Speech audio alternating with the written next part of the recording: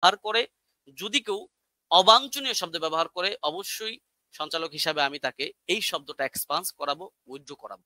যাই হোক, আমি আমার আলোচনার শর্তগুলো, নীতিমালাগুলো আপনাদেরকে পড়ে শোনালাম।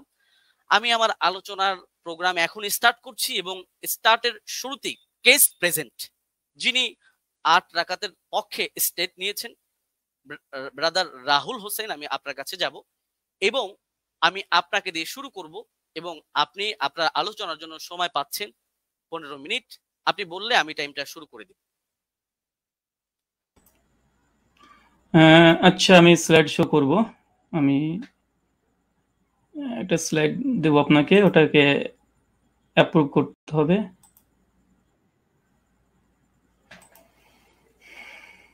হ্যাঁ, প্রেজেন্টেশন 1 বলে একটা আছে।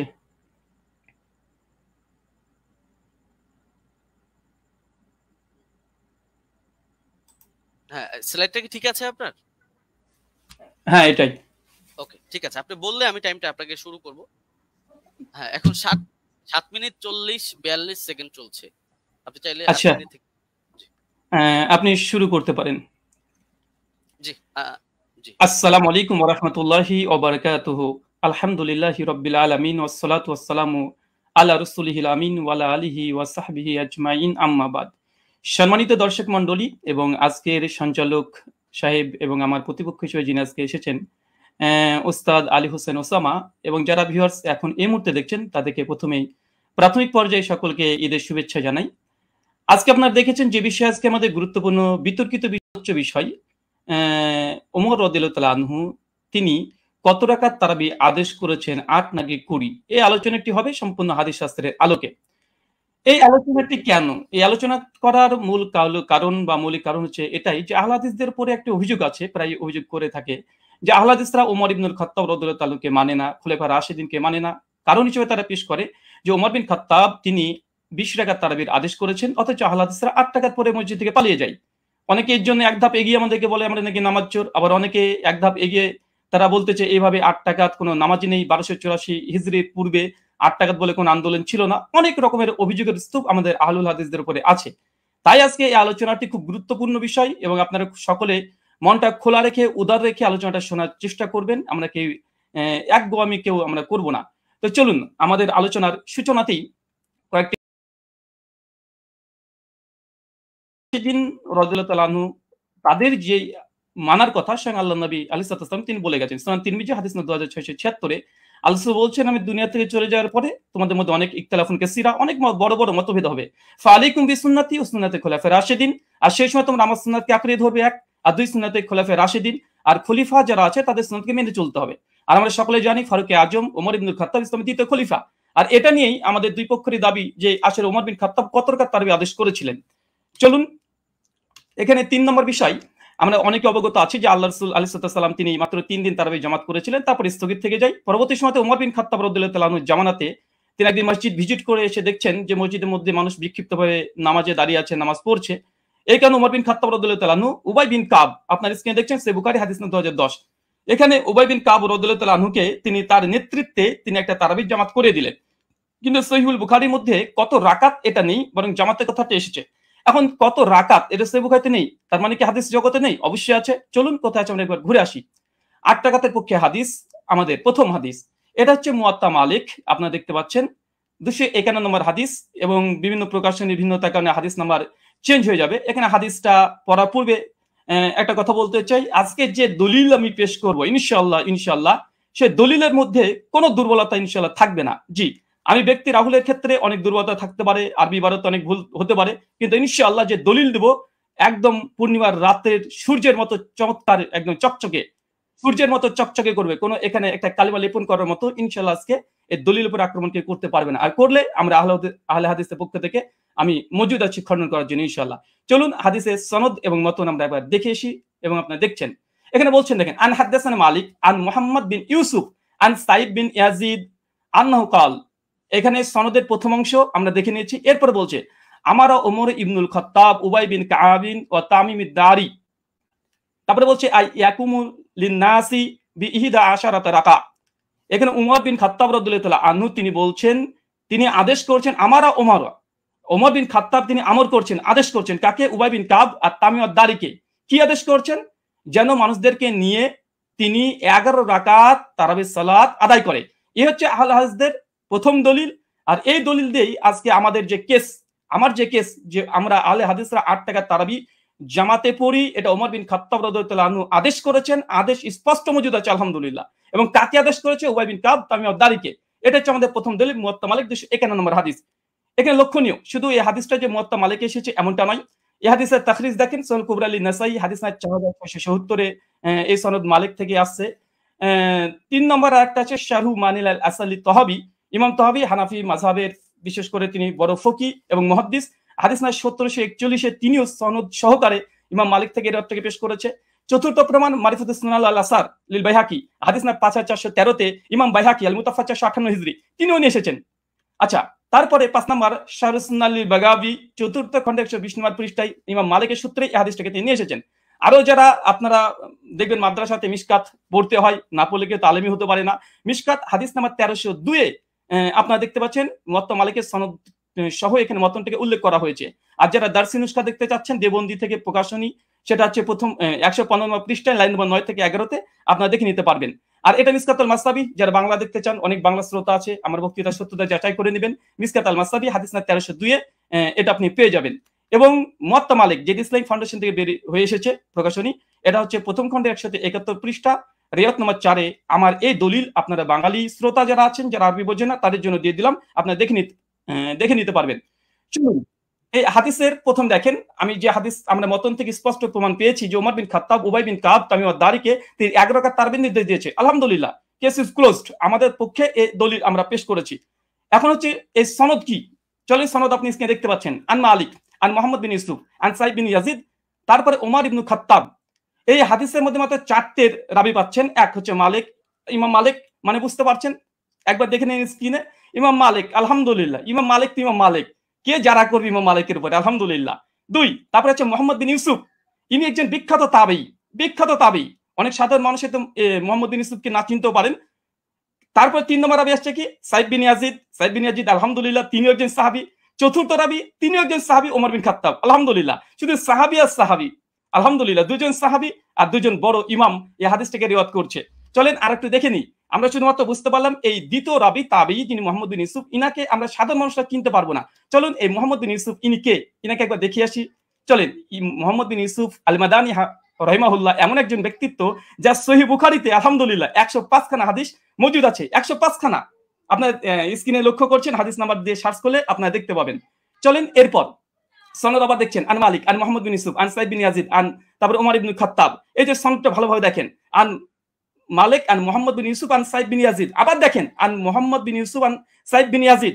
শুধুমাত্র মুহাম্মদ বিন ইউসুফ যে সহিহ বুখারীর রাবি এমনটা নয়, বরং সহিহ বুখারীর মধ্যে আলহামদুলিল্লাহ কমপক্ষে 4টে হাদিস সেম এই চেনটা এসেছে। দেখেন সহিহ বুখারী হাদিস না 1858, হাদিস না 2824, হাদিস না 4062, কমপক্ষে 4টে হাদিস আছে আন মুহাম্মদ বিন ইউসুফ আন সাইদ বিন ইয়াজিদ, একদম পাশাপাশি আছে। শুধু মুহাম্মদ বিন ইউসুফ যে শুধুমাত্র তিনি যে বুখারীর রাবি এমনটা নয়, বরং সেম চেন যেটা মুওয়াত্তা মালিকের 8 টাকাতে পক্ষে দলিল পেশ করেছি, একই চেন আলহামদুলিল্লাহ সহিহ বুখারীর মধ্যে মজুদ আছে কমপক্ষে 3টে। আরো সহিহ মুসলিম আপনারা চেক করলে পেয়ে যাবেন। আচ্ছা, এই হাদিসের সনদ পর্যালোচনা সংক্ষিপ্তভাবে করে দিই, যা আমরা দেখলাম এতক্ষণে। প্রথম পয়েন্ট দেখেন, সাহাবী থেকে সাহাবী কেন? ওমর বিন খাত্তাব, সাইদ বিন ইয়াজিদ। ওমর বিন খাত্তাবের আদেশ বর্ণনা করছে, দুজনই সাহাবী, আলহামদুলিল্লাহ। এটা মুহাদ্দিসদের ভাষাতে এই সনদকে বলা হয় সিলসিলাতুল জাহাব। মানে ইমাম মালিক তিনি হচ্ছে মুসান্নিফ গ্রন্থের, আর সাহাবী পর্যন্ত যেতে মাত্র একজন রাবি লেগেছে, মাত্র একজন। আর সে হচ্ছে মুহাম্মদ বিন ইউসুফ, যিনি সহিহ বুখারীর 105 খানা হাদিস বর্ণনা করেছেন। সহিহ মুসলিম আলহামদুলিল্লাহ আছে।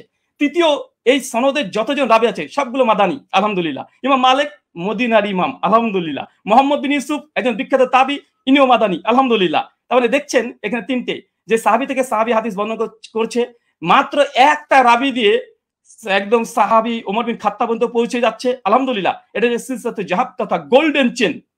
এরপরে চলেন, আচ্ছা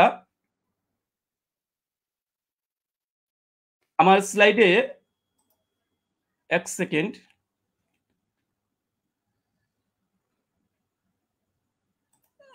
একটু থামতে হবে। আচ্ছা ঠিক আছে।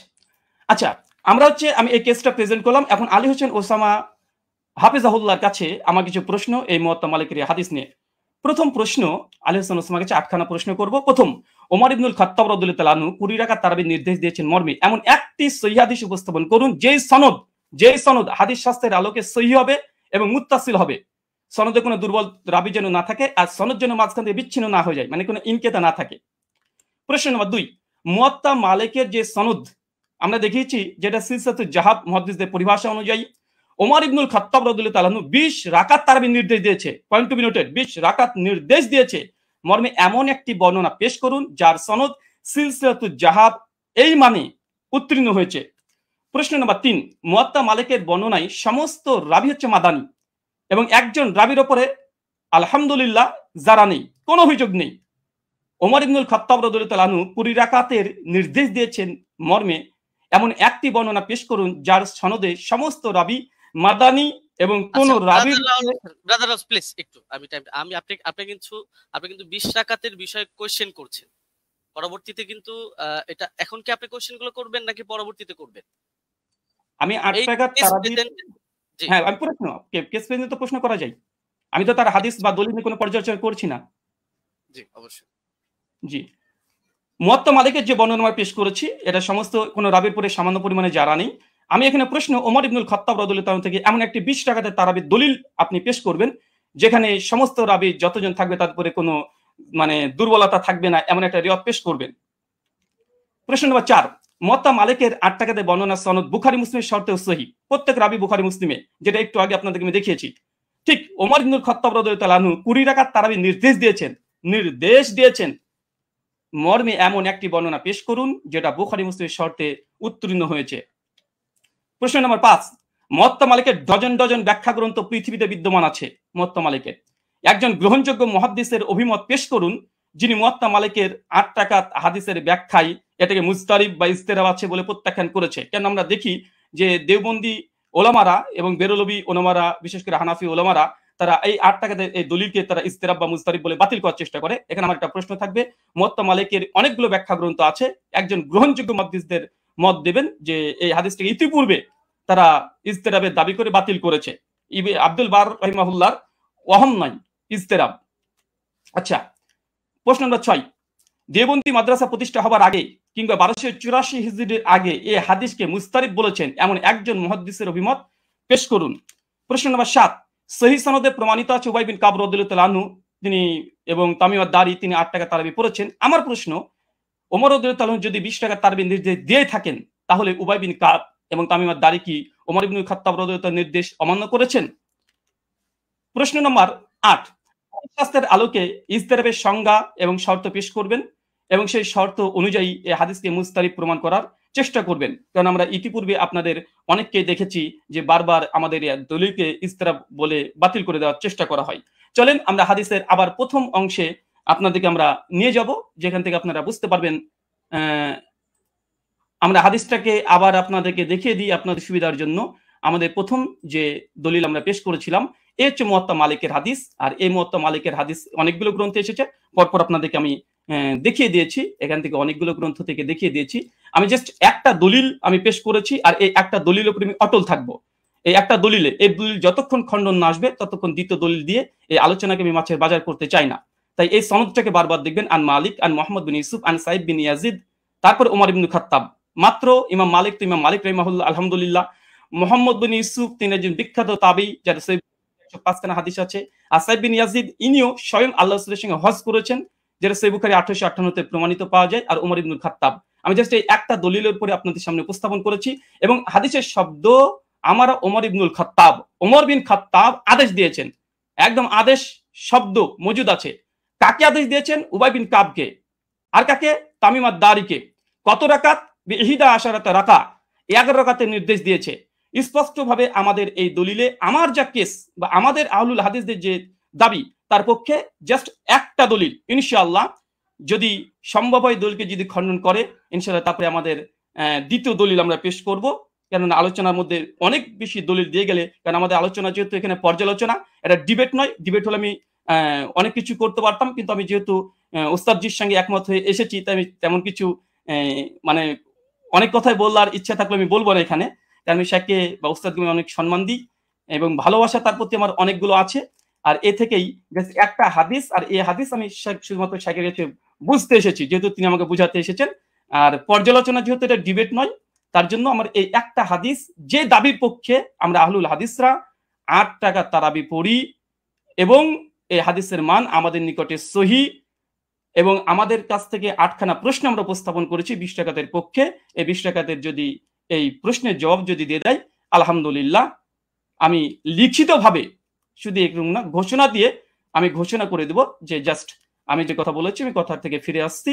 8 টাকার তারাবি ওমর বিন খাত্তাব আদেশ দেয়নি, মূলত 20 টাকা দিয়েছে, আমি প্রত্যাবর্তন করব। আমি স্ট্রিমে ঘোষণা করলাম, এখনো 3টে পর্ব আছে এবং আমি এরপরে অটল থাকবো।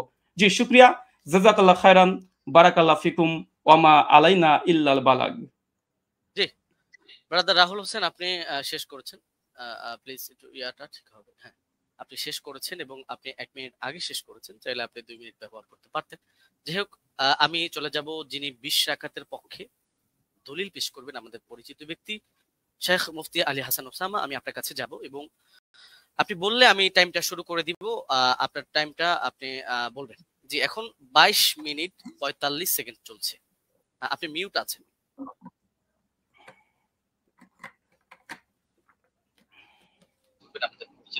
জি, শেখ মুফতি আলী হাসান ওসামা, আমি আপনার কাছে যাব এবং আপনি বললে আমি টাইমটা শুরু করে দিব। আমার আওয়াজ কি শোনা যাচ্ছে? আপনার আওয়াজ শোনা যাচ্ছে, আপনার পাশে একটা ফোন চলছে, ফোনটা একটু অফ করুন, আপনি মিউট আছেন বা অন্য কোন ডিভাইস চলছে। আওয়াজ কি শুনতে পাচ্ছেন? আমার আওয়াজ শুনতে পাচ্ছি। মুফতি আলী হাসান ওসামা, আমি আপনার কাছে যাব এবং আপনি বললে আমি, আপনি কি শুনতে পাচ্ছেন আমাদের?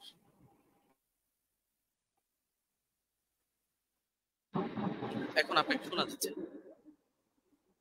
আপনাকে এখন শোনা যাচ্ছে। জি, ধন্যবাদ। শুরু করতে পারেন।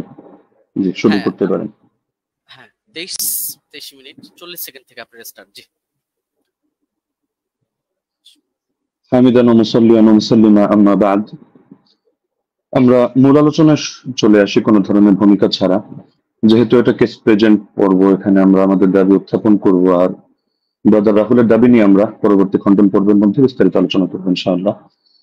তো ওমর রাদিয়াল্লাহু তাআলা আনহু কত রাকাত তারাবির আদেশ করেছিলেন এ নিয়ে আমরা শুরুতে দাবি করে এসেছি যে তিনি এর পক্ষে আমরা আমাদের প্রমাণ উপস্থাপন করছি।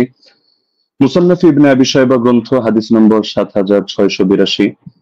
এতে সহিহ সনদের মধ্যে আছে হাদাসানা ওয়াকিউন আন মালিক ইবনে আনাস আন ইয়াহইয়া ইবনে সাঈদ أن عمر بن الخطاب رضي الله عنه أمر رجلا يصلي بهم 20 ركعة। ওমর রাদিয়াল্লাহু তাআলা আনহু এক ব্যক্তিকে আদেশ করলেন তিনি তাদেরকে নিয়ে 20 রাকাত তারাবির নামাজ আদায় করবেন।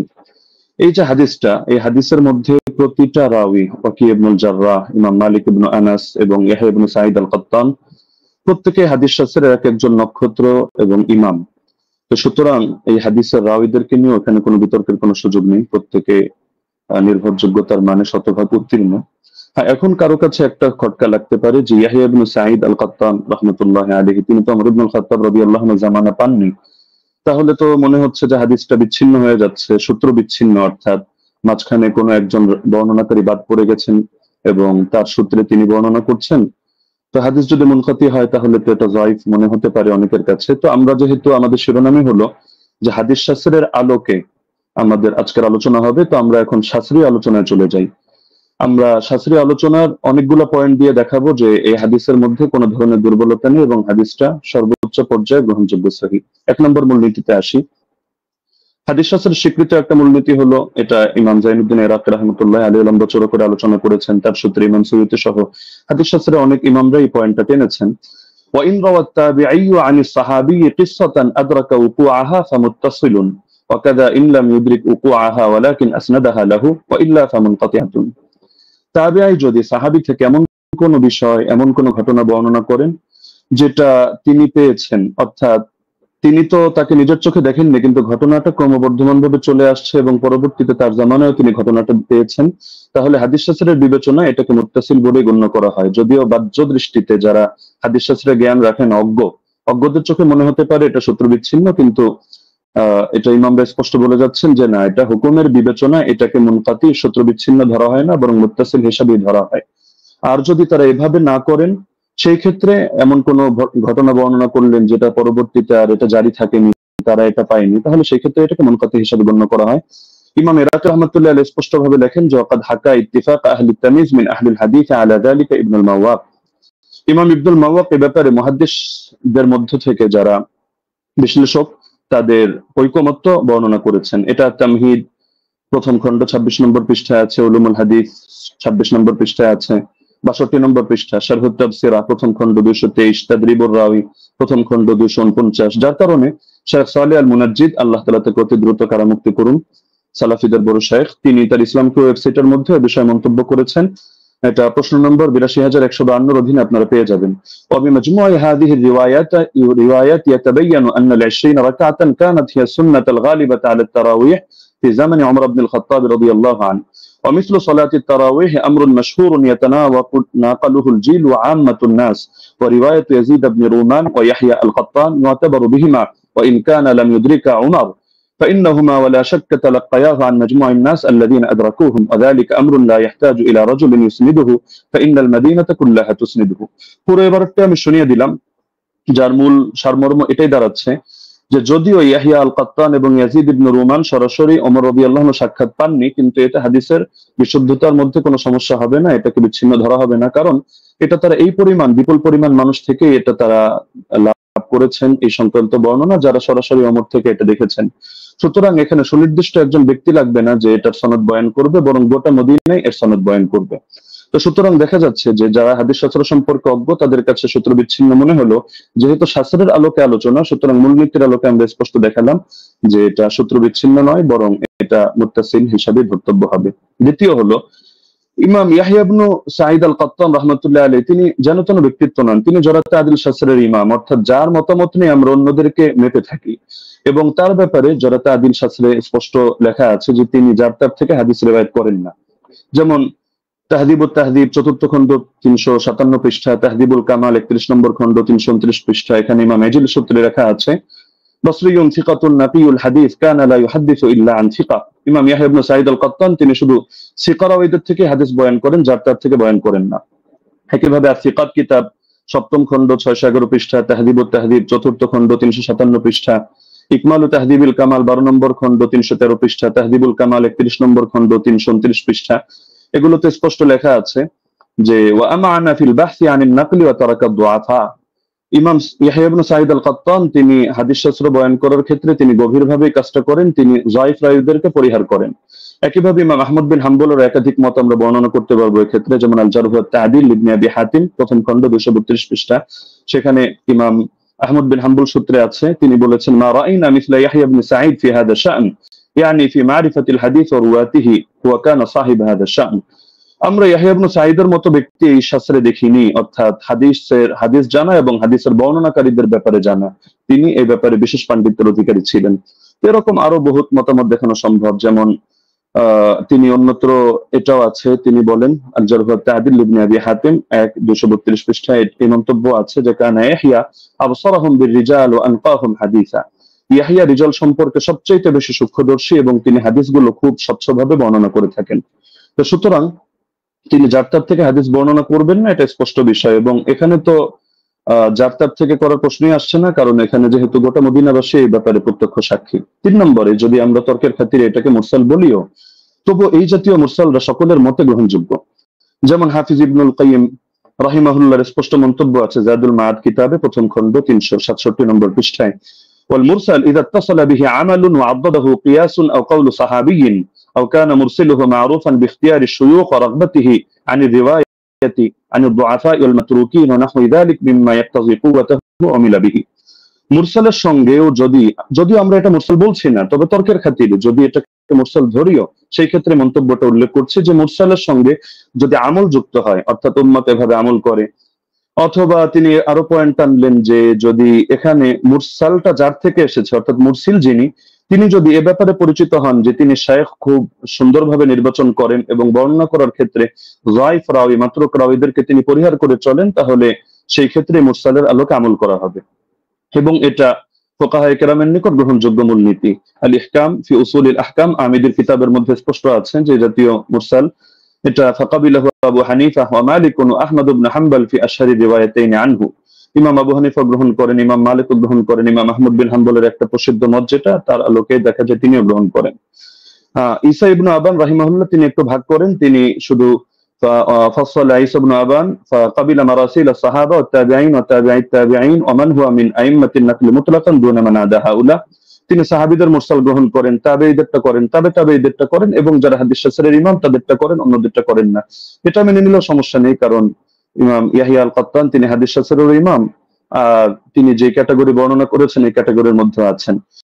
আর ইমাম শাফির মত প্রসিদ্ধ, এটা ইহকাম কিতাবের মধ্যে আছে, একইভাবে নুজহাতুন নাজার ফি তাওদীহ নুখবাতিল ফিকার সেখানেও আছে। ইমাম শাফি রাহমাতুল্লাহ আলাইহির বক্তব্যের মধ্যে স্পষ্ট দেখা যাচ্ছে যে তিনি বলেছেন যে মুরসাল যদি সাহাবীর মুরসাল হয় তাহলে তো গ্রহণযোগ্য, আর যদি এমন মুরসাল হয় আও মুরসালান قد اسنده غير مرسله او ارسله راو اخر يروي عن غير شيوخ الاول او عضده قول صحابي او قول اكثر اهل العلم او ان يكون المرسل قد عرف من حاله انه لا يرسل عمن فيه علة من جهالة أو غيرها كمراسيل ابن المسيب فهو مقبول وإلا فلا، ووافقه على ذلك أكثر أصحابه والقاضي أبو بكر وجماعة من الفقهاء। ইমাম শাফিঈ রাহিমাহুল্লাহর মন্তব্য হচ্ছে যদি সাহাবীর মুরসাল না হয় এমন মুরসাল হয় যে মুরসালের সঙ্গে কিছু বিষয় যুক্ত থাকে, যেমন তিনি একটা উদাহরণ দিয়েছেন, যদি অধিকাংশ আহলে ইলমের বক্তব্যের পক্ষে সমর্থন যোগায়, অর্থাৎ তারাও এই মতে পোষণ করেন।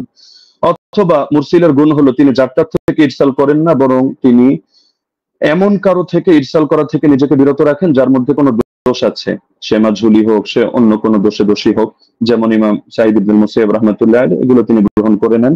এটা আল ইহকাম আমিদি কিতাবের মধ্যে আছে। একইভাবে ইমাম নববী তার আল মাজমু' শারহুল মুহাদ্দাবের 6 নম্বর খণ্ড 206 নম্বর পৃষ্ঠায় এটা বলেছেন, ইহতাজ্জু শাফিঈ বিল মুরসাল ইযা তাদাদা بأربعة أحد أربعة أمور إما حديث مسند وإما مرسل من طريق آخر وإما قول صحابي وإما قول أكثر العلماء। তো সময় যেহেতু কম আমরা সব রেফারেন্স টানছি না, আরো কয়েকটা কিতাবের হাওলা দিয়ে দিচ্ছি। উসুলুল বাজদাওয়ী 171 নম্বর পৃষ্ঠা, আল মানসুর লিজারকাশি, শারহুল উমদা ইবনে তাইমিয়া, তাহযীবুস সুনান আবি দাউদ ইত্যাদি কিতাবের মধ্যে এ ব্যাপারে আলোচনা আছে। এবার আসি আমরা যদি সালাফি শায়খদের মূলনীতিও মেনে নিই, যেমন শায়খ আলবানী রাহিমাহুল্লাহকে ক্ষেত্রে আমরা উদাহরণ হিসেবে রাখতে পারি। তো শায়খ আলবানী রাহিমাহুল্লাহ প্রসিদ্ধ কিতাব সিলসিলাতুল আহাদিস সহিহা, এটা তো সকলের নিকটে পরিচিত। এখান থেকে 1422 নম্বর বর্ণনাটা আমি খুলে দেখার অনুরোধ করব, সেখানে দেখতে পাবেন আপনারা খুললে যে তিনি যে হাদিসটা বর্ণনা করেছেন একটা মুরসাল হাদিস, কিন্তু তিনি এটার ব্যাপারে মন্তব্য করছেন যে হাযা ইসনাদুল হাসান, এটা একটা হাসান সনদ, তবে ইল্লা আন্নাহু মুনকাতিউন বাইনা সুলাইমান ওয়া ইবনে আমরিন, তবে এটা সূত্র বিচ্ছিন্ন। কার মাঝে? রাওয়ী সুলাইমান এবং রাওয়ী ইবনে আমরের মাঝে এখানে ইনকিতা আছে, সূত্র বিচ্ছিন্নতা আছে, কোন একজন বাদ পড়ে গেছে।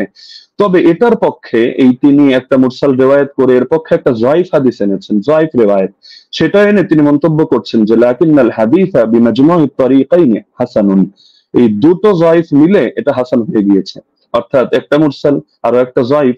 তো মুরসালের পক্ষে তিনি যায়িফ হাদিস পেয়েও এটাকে হাসান হিসাবে সাব্যস্ত করে ফেলেছেন এবং শেষে মন্তব্য করেছেন ফামিসলুহু ইউস্তাশহাদু বিহি, এই ধরনের বর্ণনা দ্বারা এটা দলিল প্রদান করা যায়। ফাল হাদিসু বিহি সহিহুন ইনশাআল্লাহু তাআলা, এর দ্বারা হাদিসটা সহিহ হিসাবে সাব্যস্ত হবে ইনশাআল্লাহু তাআলা। তো শায়খ আলবানী রাহিমাহুল্লাহ এক্ষেত্রে যে কাজটা করলেন, আমরা তো এর চেয়ে আরো মজবুত কাজ করলেন, তিনি একেবারে একটা যায়িফ হাদিস এনে মুনকাতি একটা রিওয়ায়াতকে তিনি হাসান সনদ সাব্যস্ত করে হাদিসটাকে দলিলযোগ্য এবং সহিহ সাব্যস্ত করে ফেললেন। তো এই ব্যাপারে তো আর কোনো কিছু বলার অপেক্ষা রাখে না। তারপর চতুর্থ বিষয় হলো সব ধারার ইমামগণই মেনে নিয়েছেন যে ওমর রাদিয়াল্লাহু আনহু বিশ্বাসঘাত তারাবির আদেশ করেছেন। যেমন আমরা উদাহরণ হিসেবে ইমাম শাফিঈকে আনতে পারি 1 নম্বরে কিতাবুল 1 নম্বর খন্ড 167 পৃষ্ঠা, মুখতাসারুল মুজানি 34 নম্বর পৃষ্ঠা, তিনি স্পষ্ট বলেছেন ওয়া আহাব্বু ইলাইয়া 20 লিআন্নাহু রুইয়া আন উমর, আমার নিকট বেশি অধিক পছন্দনীয় কারণ এটা ওমর থেকে বর্ণিত হয়েছে। ইমাম তিরমিজি রাহমাতুল্লাহি আলাইহি সুনানে তিরমিজি হাদিস নম্বর 806 দ্বিতীয় খণ্ড 158 নম্বর পৃষ্ঠা, এখানেও আছে ওয়া আকসারু আহলিল ইলমি আলা মা রুইয়া আন উমর ওয়া আলী ওয়া গায়রিহিমা মিন আসহাবিন নবী সাল্লাল্লাহু আলাইহি ওয়াসাল্লাম 20 রাকাতান, অধিকাংশ আহলে ইলম এই মতে পোষণ করেন যে তারাবি 20 রাকাত। কেন? কারণ এটা ওমর থেকে, আলী থেকে এবং নবীর অন্যান্য সাহাবীদের থেকে রাদিয়াল্লাহু আনহুম বর্ণিত হয়েছে।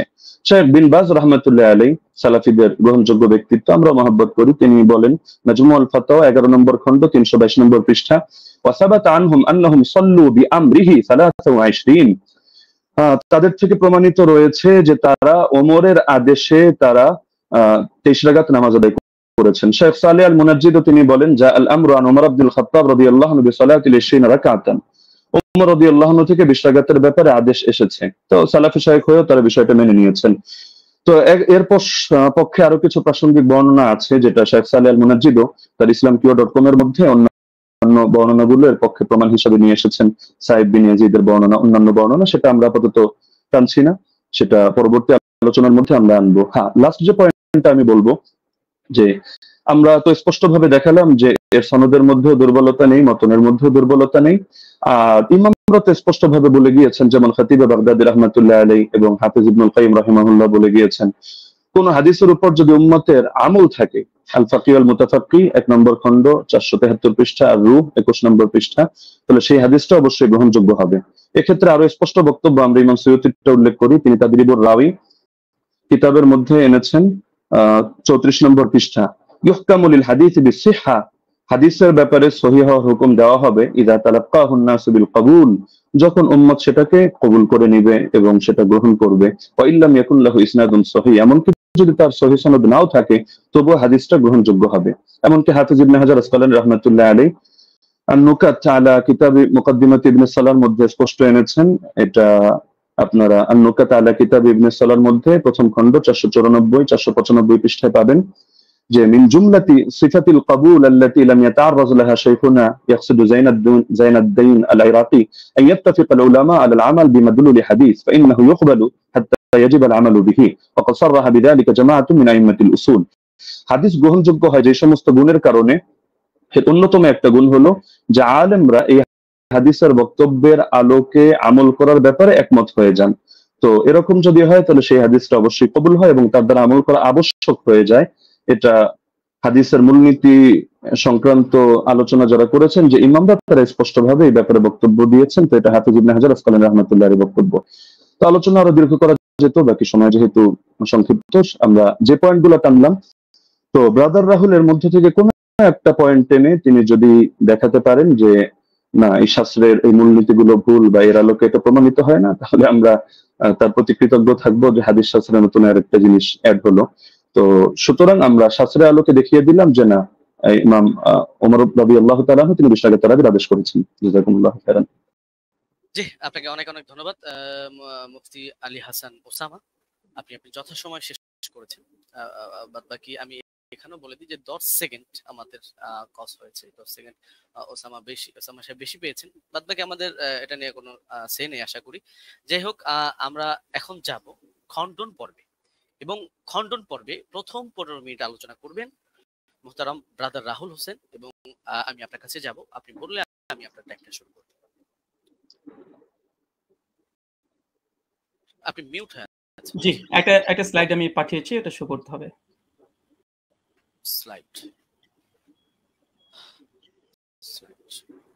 স্লাইড এটা কি একটু দেখবেন, এটা কি স্লাইড আপনার? জি জি জি জি জি জি জি এটাই। জি, আপনি বললে আমি টাইমটা স্টার্ট করব। ওকে, টাইম নাও স্টার্ট। জি, 40 মিনিট। আলহামদুলিল্লাহ, সমস্ত ইনশাআল্লাহ সুবহানাহু ওয়া তাআলার জন্য আমাদের প্রথম পর্ব শেষ হয়েছে। তো মূল বিষয় হচ্ছে, এতক্ষণ আপনারা দেখলেন যে আমাদের উস্তাদজি তিনি তার প্রেজেন্টেশনে 20 রাকাত তারাবির পক্ষে তিনি দলিল উপস্থাপন করেছেন। তবে আমি হতাশ হয়েছি। হতাশ এই জন্য হয়েছি যে 8 রাকাতের পক্ষে আমরা যে হাদিসটা পেশ করেছি মুওয়াত্তা মালিক থেকে, মাত্র 4টে সনদের মধ্যে না কোনো দুর্বলতা আছে, না সনদের মধ্যে কোনো রাবির উপরে আপত্তি আছে, না সনদের মধ্যে কোনো ইনকিতা, সূত্র বিচ্ছিন্ন হয়েছে। এবং আমি ওস্তাদজিকে আমার 8টা প্রশ্নের মধ্যে 5 নম্বর প্রশ্ন ছিল এইটা, যে এমন একটা দলিল পেশ করবেন যেখানে সূত্র কোনো ছিন্ন হয়নি, বিচ্ছিন্ন হয়নি, ইনকিতা নেই, সনের মধ্যে কোনো মুনকাতি কোনো সনদ পেশ করবেন না। দুর্ভাগ্যজনক হলে সত্য কথা, আজকে তিনি প্রথম যে দলিলটা পেশ করেছেন, তিনি একটা মুনকাতি একটা দলিল পেশ করেছেন, সূত্র বিচ্ছিন্ন একটা দলিল পেশ করেছেন। এবং এখানে ইয়াহইয়া সাইদ আল কাত্তান থেকে যে রাত পেশ করেছে মুসান্নাফ ইবনে আবি শাইবা থেকে আপনারা দেখেছেন। তো এখানে মুসান্নাফ ইবনে আবি শাইবাতে ইয়াহইয়া সাইদ আল কাত্তান তিনি দাবি করছেন বা বলছেন ইবনে নাজিদ থেকে যে ওমর রাদিয়াল্লাহু তাআলা জামানায় 20 রাকাত তারাবির আদেশ দিয়েছে।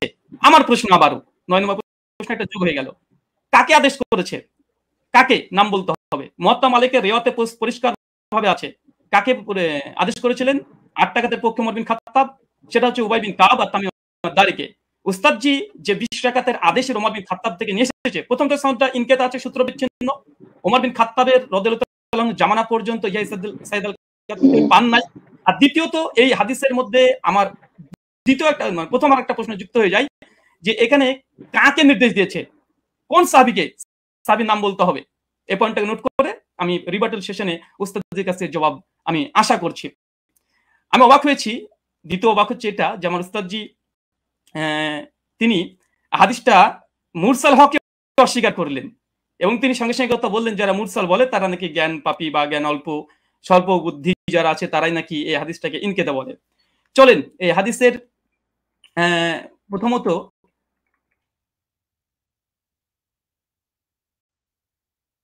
আচ্ছা প্রথম হচ্ছে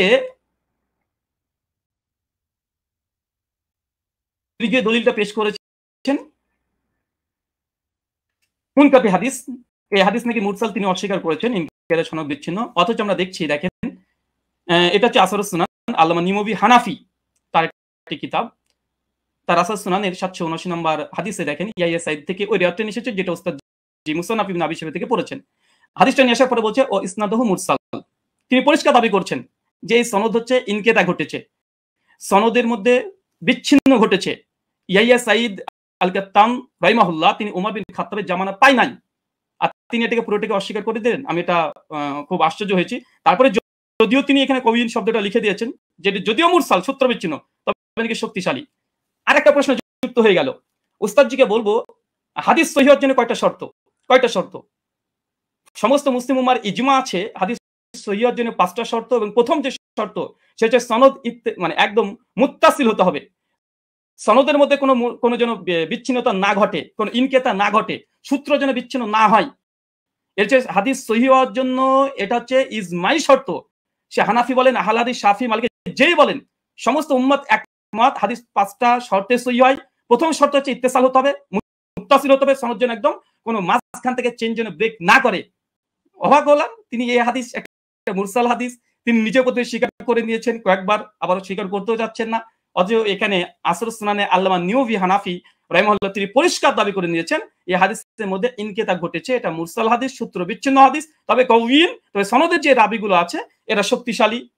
হাদিস সহিহ হওয়ার জন্য যেহেতু রিজাল শাস্ত্রের আলোকে এবং হাদিস শাস্ত্রের আলোকে আমাদের দলিল উপস্থাপন করতে হবে। তো হাদিস সহিহ হওয়ার জন্য ওস্তাদ দেখেছে আমার জানার জন্য প্রশ্ন, বিনয়ের সঙ্গে প্রশ্ন, মানে মুত্তাসিল হওয়া এটা শর্ত কি? শর্ত একটু জানাবেন 5টা শর্তের মধ্যে। আর এই সনদের মধ্যে যে মুত্তাসিল, এই সনদের মধ্যে বিচ্ছিন্নতা ঘটেনি, এটা প্রমাণ পেশ করবেন।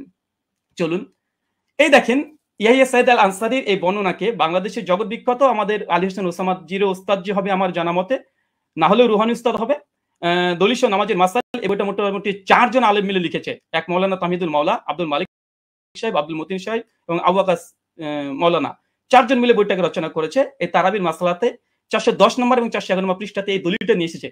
নিয়ে আসার পরে এই দলিলটাকে সামনে রেখে তিনি বলছেন যে মুসান্নাফের এই দলিলটা এই বর্ণনাটির সনদ সহিহ, তবে ইয়াহিয়া সাইদ যেহেতু হযরত ওমরের যুগ পাননি, আবার কার কাছ থেকে শুনেছেন তাও বলেনি, এই কারণে এটিকে মুনকাতি সূত্র বিচ্ছিন্ন বলা হয়। তার মানে আমাদের 4 জন সহ লেখা দলিল নামাজের মাসাল এই বইটা মানে আমরা 5 জনের মত পেয়ে গেলাম মোটামুটি, যে হানাফি ভাইদের এবং দেওবন্দীদের ঘরনারই এই সনদকে মুনকাতি সূত্র বিচ্ছিন্নটা স্বীকার করে নিয়েছে। যদি এরা যদি মূর্খ হয় আল্লাহু আলম বিসওয়াব হতে পারে, আমি এখানে কোনো কমেন্ট করব না। তারপরে তিনি ওসামা ওস্তাদজি তিনি যে কথাগুলো বলেছেন টেনে হিসড়ে হাদিসটাকে আবার মানে হাসান করার চেষ্টা করছে। তো মূল কথা সনদের মধ্যে বিচ্ছিন্নতা ঘটেছে এবং হাদিসটার মধ্যে ইনকেতা ঘটেছে। আর বারবার ওস্তাদজি বলছে হাদিসটা মুরসাল, আসলে হাদিসটা মুরসাল না মুনকাতি, কারণ এই হাদিসটা মুরসাল হলে নবীর দিকে নিসবত হতো, যখন নবীর দিকে নিসবত না এটা ওমরের দিকে নিসবত হয়েছে যে ওমর আদেশ করেছে, তা হাদিসটা মুরসাল নাই, বরং ইনকেতা বলাটাই বেশি যৌক্তিক, মুনকাতি এই হাদিস। তার জন্য এখানে আরেকটা পয়েন্ট দেখে নিন, মুনকাতি হাদিসের ব্যাপারে ওস্তাদজি অনেকগুলোই দলিল উপস্থাপন করলেন এবং বিভিন্ন আলেমদের ফতোয়া তিনি নকল করে বোঝানোর চেষ্টা করছিলেন বারবার, যে দেখেন মুনকাতি হাদিসকে অনেকে হাদিসে বা মুরসাল হাদিসকে অনেকেই সহিহ বলার চেষ্টা করছে, এমনকি শেখ আলবানিও বলার চেষ্টা করেছে, তিনি দলিল উপস্থাপন করেছেন। দেখেন এটা তাইসুল মুস্তাহুল হাদিস, এটা হানাফি আলেম সকলেই মানে, এটা বাংলাদেশ থেকে কওমি ঘরানার তারাই ছাপিয়েছে বইটা, রকমারিতে অ্যাভেলেবেল পেয়ে যাবেন। এখানে দেখেন মুনকাতে হাদিসের উদাহরণ একটা দেওয়ার পরে বলছে মুনকাতে হাদিসের হুকুম কি, বলছে উলামায়ে কেরাম এ বিষয়ে একমত, মানে ইজমা দাবি করছে। বিলুপ্ত রাবি অবস্থা অজ্ঞতা থাকার কারণে মুনকাতে হাদিস জয়ীফ হিসেবে গণ্য। এখানে একটা সংক্ষিপ্ত সাধারণ শ্রোতার জন্য বলি যে ইয়াহিয়া সাইদ আল কাত্তান তার ওমর বিন খাত্তাবের জামানায় পায়নি। ওমর বিন খাত্তাবের মৃত্যুর প্রায় 40 থেকে 50 বছর পর এই রাবি জন্মগ্রহণ করেছে। ওমর বিন খাত্তাব জামানায় পায়নি। তিনি কিভাবে বলে দিলেন যে ওমরের জামানাতে অমুক অমুক ব্যক্তি, আবার নাম উল্লেখ নেই যে কাকে নির্দেশ দিয়েছে, নাম উল্লেখ নেই হাদিসে যে 20 ডাকাতের আদেশ করেছে। এখন যদি কেউ দাবি করে যে পাকিস্তানি আমলে ব্রিটিশদের সঙ্গে অমুক ব্যক্তি এবিসি ও দালালি করেছে, আজকের যুগের কোনো মানুষ যদি দাবি করে দেয় হয়তো তার যুগও আমি পাইনি, পাকিস্তানি আমল আমি পাইনি, যে দাবি করে দেয়, এ দাবিটা কেমন যৌক্তিক হতে পারে? ঠিক এই হাদিসের সঙ্গে সেটাই ঘটেছে। যিনি বর্ণনা করছেন ওনার সঙ্গে ওমর বিন খাত্তাবের জামানায় তিনি পাননি। ওমর বিন খাত্তাবের মৃত্যুর প্রায় 40 থেকে 50 বছর পর এই ব্যক্তি জন্মগ্রহণ করা হচ্ছে। আর মুনকাতে হাদিসের, এটা মুস্তালাহুল হাদিসের স্পষ্ট দলিল এখানে বিদ্যমান যে মুনকাতে হাদিস এটা যায়ীফ হয়। আচ্ছা, এরপর একটা দেখেন মুরসাল হাদিস বিষয়েও এই মুস্তালাহুল হাদিসের মধ্যে আছে পরিষ্কারভাবে কি বলছে দেখেন, উসুলবিদের দৃষ্টিতে মুরসাল এর অর্থ ব্যাপক। তাদের নিকটে প্রতিটি মুনকাতি মুরসাল, মানে এটা ইস্তাহালি হিসাবে অনেকেই মুনকাতিকে মুরসাল ব্যবহার করে ইস্তাহাল হিসাবে, কিন্তু হুকুম হিসাবে নয়। এরপর বলছে দেখেন, সনদের যে কোনো স্তর থেকে রাবি বাদ পড়ুক না কেন, খতিব বাগদাদির অভিমত হচ্ছে এটা। এরপরে হুকুম বলছে, কি বলছে দেখেন, যে প্রকৃতপক্ষে মুরসাল হাদিসের জয়ীফ। যদি উস্তাদজি এটা অস্বীকার করতেন না এটা মুনকাতে হাদিস না, এটা মুরসাল হাদিস, যদি অস্বীকার করে দিয়েছিলেন, তাদের ঘর থেকে দেখানো হচ্ছে হাদিসটা তারা মুনকাতে স্বীকার করে নিয়েছে। দৈশ নামাজের মাসালাতে মুনকাতে স্বীকার করেছে, আর আসারুস সুন্নাতে নিমবি তিনি মুরসাল স্বীকার করে নিয়েছেন। আচ্ছা, তারপরেও যদি ওসমান সাহেব বারবার এটাকে মুরসাল এটা অস্বীকার করেও এটা নিয়েই বারবার আলোচনা করে মুরসাল হাদিসের ব্যাপারে হুকুম কি দিচ্ছে দেখেন, যে প্রকৃতপক্ষে মুরসাল হাদিসের জয়ীফ এবং বর্জনীয়, পরিষ্কার। আচ্ছা চলেন, এটা সহিহ মুসলিম মুকদ্দমা উঠে দেখবেন, এটা ইসলামিক সেন্টার থেকে ছাপানো, আরবিটাও আপনারা ভালোভাবে পড়তে পারবেন। এবং এখানে ইমাম মুসলিম রাহিমাহুল্লাহ তিনি পরিষ্কার মুরসাল হাদিসের একটা বাব কায়েম করেছে। বাব কায়েম করার পরে ইমাম মুসলিম সহিহ মুসলিম রচনার পূর্বে মুকদ্দমা শুধু উসুল হাদিস দিয়ে তিনি একদম পালাতে রেখেছেন। তার মধ্যে মুরসাল আলোচনা করতে গিয়ে তিনি বলছেন যে মুরসাল রিওয়ায়াত হাদিস সময়ের ব্যাপারে আমাদের মুহাদ্দিসদের মুহাদ্দিসগণের কেরামের অভিমত হচ্ছে মুরসাল হাদিস হুজ্জাত দলিল হিসেবে পরিগণিত হবে না। মানে কোন হাদিসের সনদের মধ্যে যদি বিচ্ছিন্ন ঘটে, যেটা আমাদের উস্তাদ যে আজকে দলিল পেশ করেছে, তাহলে সেটা কোনোভাবে হিসেবে গ্রহণযোগ্য নয়। সর্বশেষে বলছে ফলে তা মুরসাল হওয়ার সম্ভাবনায় আমাদের নিকটে হুজ্জত বা দলিল হিসেবে পরিগণিত হবে না। এবং ইমাম মুসলিম রাহিমাহুল্লাহ তিনি বলছেন মুরসাল হাদিস হোক, সনদ যদি বিচ্ছিন্ন ঘটে যায়, এই হাদিস সহিহ নয়, এটা বর্জনীয়, এটা যায়ীফ, এটা মারদুদ। এবং হাদিস সহিহ অর্জনের যে 5টা শর্ত, ইজমা আছে, এরপরে ইজমা দাবি করলাম, ইজমা আছে। প্রথম শর্ত হচ্ছে যে মুত্তাসিল হতে হবে। আচ্ছা, এখানে দেখেন উনি আলবানী রাহিমাহুল্লাহর এই সুলাইমান আর তাউসের একটা রিওয়ায়াত নিয়ে এসে বলছেন যে আলবানী দেখো তোমাদের ঘরে আলবানী একটা মুরসাল হাদিসকে হুজ্জাত গ্রহণ করে নিয়েছে। আমি একই টিট ফর ট্যাট দিয়ে দিলাম উস্তাদজিকে যে দেখেন আপনাদের দলিল নামাজের মাসালে বইয়ে আহলে হাদিসদের একটা দলিল খণ্ডন করতে গিয়ে এখানে মাওলানা আব্দুল মালিক সাহেব, আব্দুল মতিন সাহেব, তামহিদুল মাওলা সাহেব, আরো 4 জন বড় বড় বিজ্ঞ ওলামা, তারা কি বলছে, এই হিসাবে সুলাইমান ও তাউসের মাঝে আরেকটি বিচ্ছিন্নতার সৃষ্টি হয়েছে, মানে সূত্র বিচ্ছিন্ন হয়েছে, যার কারণে হাদিসটা হাসান, মানে সহিহ তদুর কিবা হাসান হওয়া দুষ্কর হয়ে পড়েছে। এটা আমাদের দেওবন্দি বাংলাদেশি ওলামা মাশায়েখ যারা আছেন, বিশেষ করে কমি ঘরানার, তাদের যারা লিখেছে ওটা একদম সকলে মাথার ওপরে তারা। তা আলবানী যেমন দলিল দিয়েছিল, আমি পাল্টা একটা দলিল দিয়ে দিলাম। আচ্ছা, এই হচ্ছে। আচ্ছা, এখানে আরেকটা দলিল তিনি যেহেতু ইয়াহিয়া সাইদ আল আনসারী থেকে একটা হাদিসের মত দিয়েছে, তবে বিন বাজ ফতোয়া পড়তে গিয়ে তিনি আরেকটা রিওয়ায়াত পেশ করেছেন, সেটা হচ্ছে ইয়াজিদ বিন রোমান থেকে। দেখেন 2 নম্বর যে দলিলটা দিয়েছে একই অবস্থা, ইয়াজিদ বিন রোমানের দলিলটাও এটাও ইনকিতা, সনদ বিচ্ছিন্ন হয়েছে।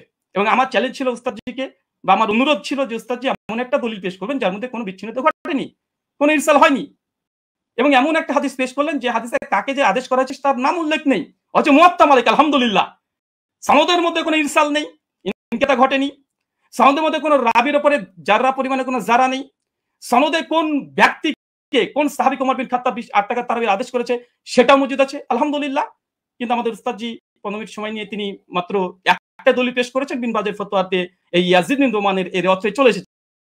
এটাই একই অবস্থা। কি বলছেন দেখেন, 200 নামাজের মাসালাতেই বলছে, কি বলছে, এটিও একজন তাবিঈ সাক্ষ্য। মুহাদ্দিসগণের পরিভাষা অনুযায়ী বা এটাকে মুনকাতি মুরসাল বলা হয়, কারণ ইয়াজিদ ইবনে রোমান হযরত ওমরের যুগ পাননি। একই সমস্যা, এটাকে যঈফ বলা উচিত নয়। তারপরে মাসলাকে হানাফির নিকটে যেহেতু মুরসাল হাদিস হুজ্জাত, যঈফ হাদিস হুজ্জাত, ফজিলতের ক্ষেত্রে যঈফ হাদিস হুজ্জাত, তার মানে এখান থেকে বোঝা গেল যে আহলে হাদিসরা যে দলিল পেশ করেছে আলহামদুলিল্লাহ, এর মধ্যে কোনো বিচ্ছিন্নতা নেই।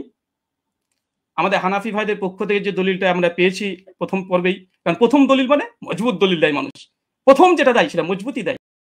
কিন্তু দুর্ভাগ্য, সনদের মধ্যে বিচ্ছিন্নতা ঘটে গেছে, সনদের মধ্যে ইনকেতা ঘটে গেছে, মাকড়সার জালের মতো দুর্বল একটা সনদ দিয়ে এটাকে আজকে দাবি হিসাবে দলিল পেশ করা, ওস্তাদজির কাছে আমি বিষয়টা একটু কেমন ভাবে মনে হচ্ছে, যেটা কেমন ঘটে গেল যে প্রথম সনদেই এরকম একটা ঘটনা ঘটে যাবে। আচ্ছা, 2 নম্বর, আমার ওস্তাদজি জাস্ট দুটো দলিল পেশ করেছে তার প্রেজেন্টেশনে, দুটো দলিল এখানে আমি খণ্ডন করেছি। তাছাড়া তিনি আদার্স যে কথা না, তিনি তেমন কোনো কথা বলেনি, দুটো হাদিস নিয়ে। আর মুনকাতে হাদিস হুজ্জাত বা মুরসাল হাদিস হুজ্জাত, তিনি এই বিষয়ে কথা বলতে চেয়েছেন। আমিও দেখেছি যে ইমাম মুসলিমের নিকটে মুরসাল মুনকাতে হাদিস মানে গ্রহণযোগ্য নয়। তাছাড়া দলিল নামাজের মাসালাতে স্বয়ং আব্দুল মতিন সাহেব একটা সূত্র বিচ্ছিন্ন হওয়ার কারণে আহলেসের একটা দলিলকে বাতিল ঘোষণা করে দিয়েছে, হাসান হওয়া দুষ্কর বলে দিয়েছে। আর তৃতীয়ত মুস্তালাহুল হাদিসের গ্রন্থে যেগুলো লেখা আছে যে মুনকাতে হাদিস বা মুরসাল হাদিস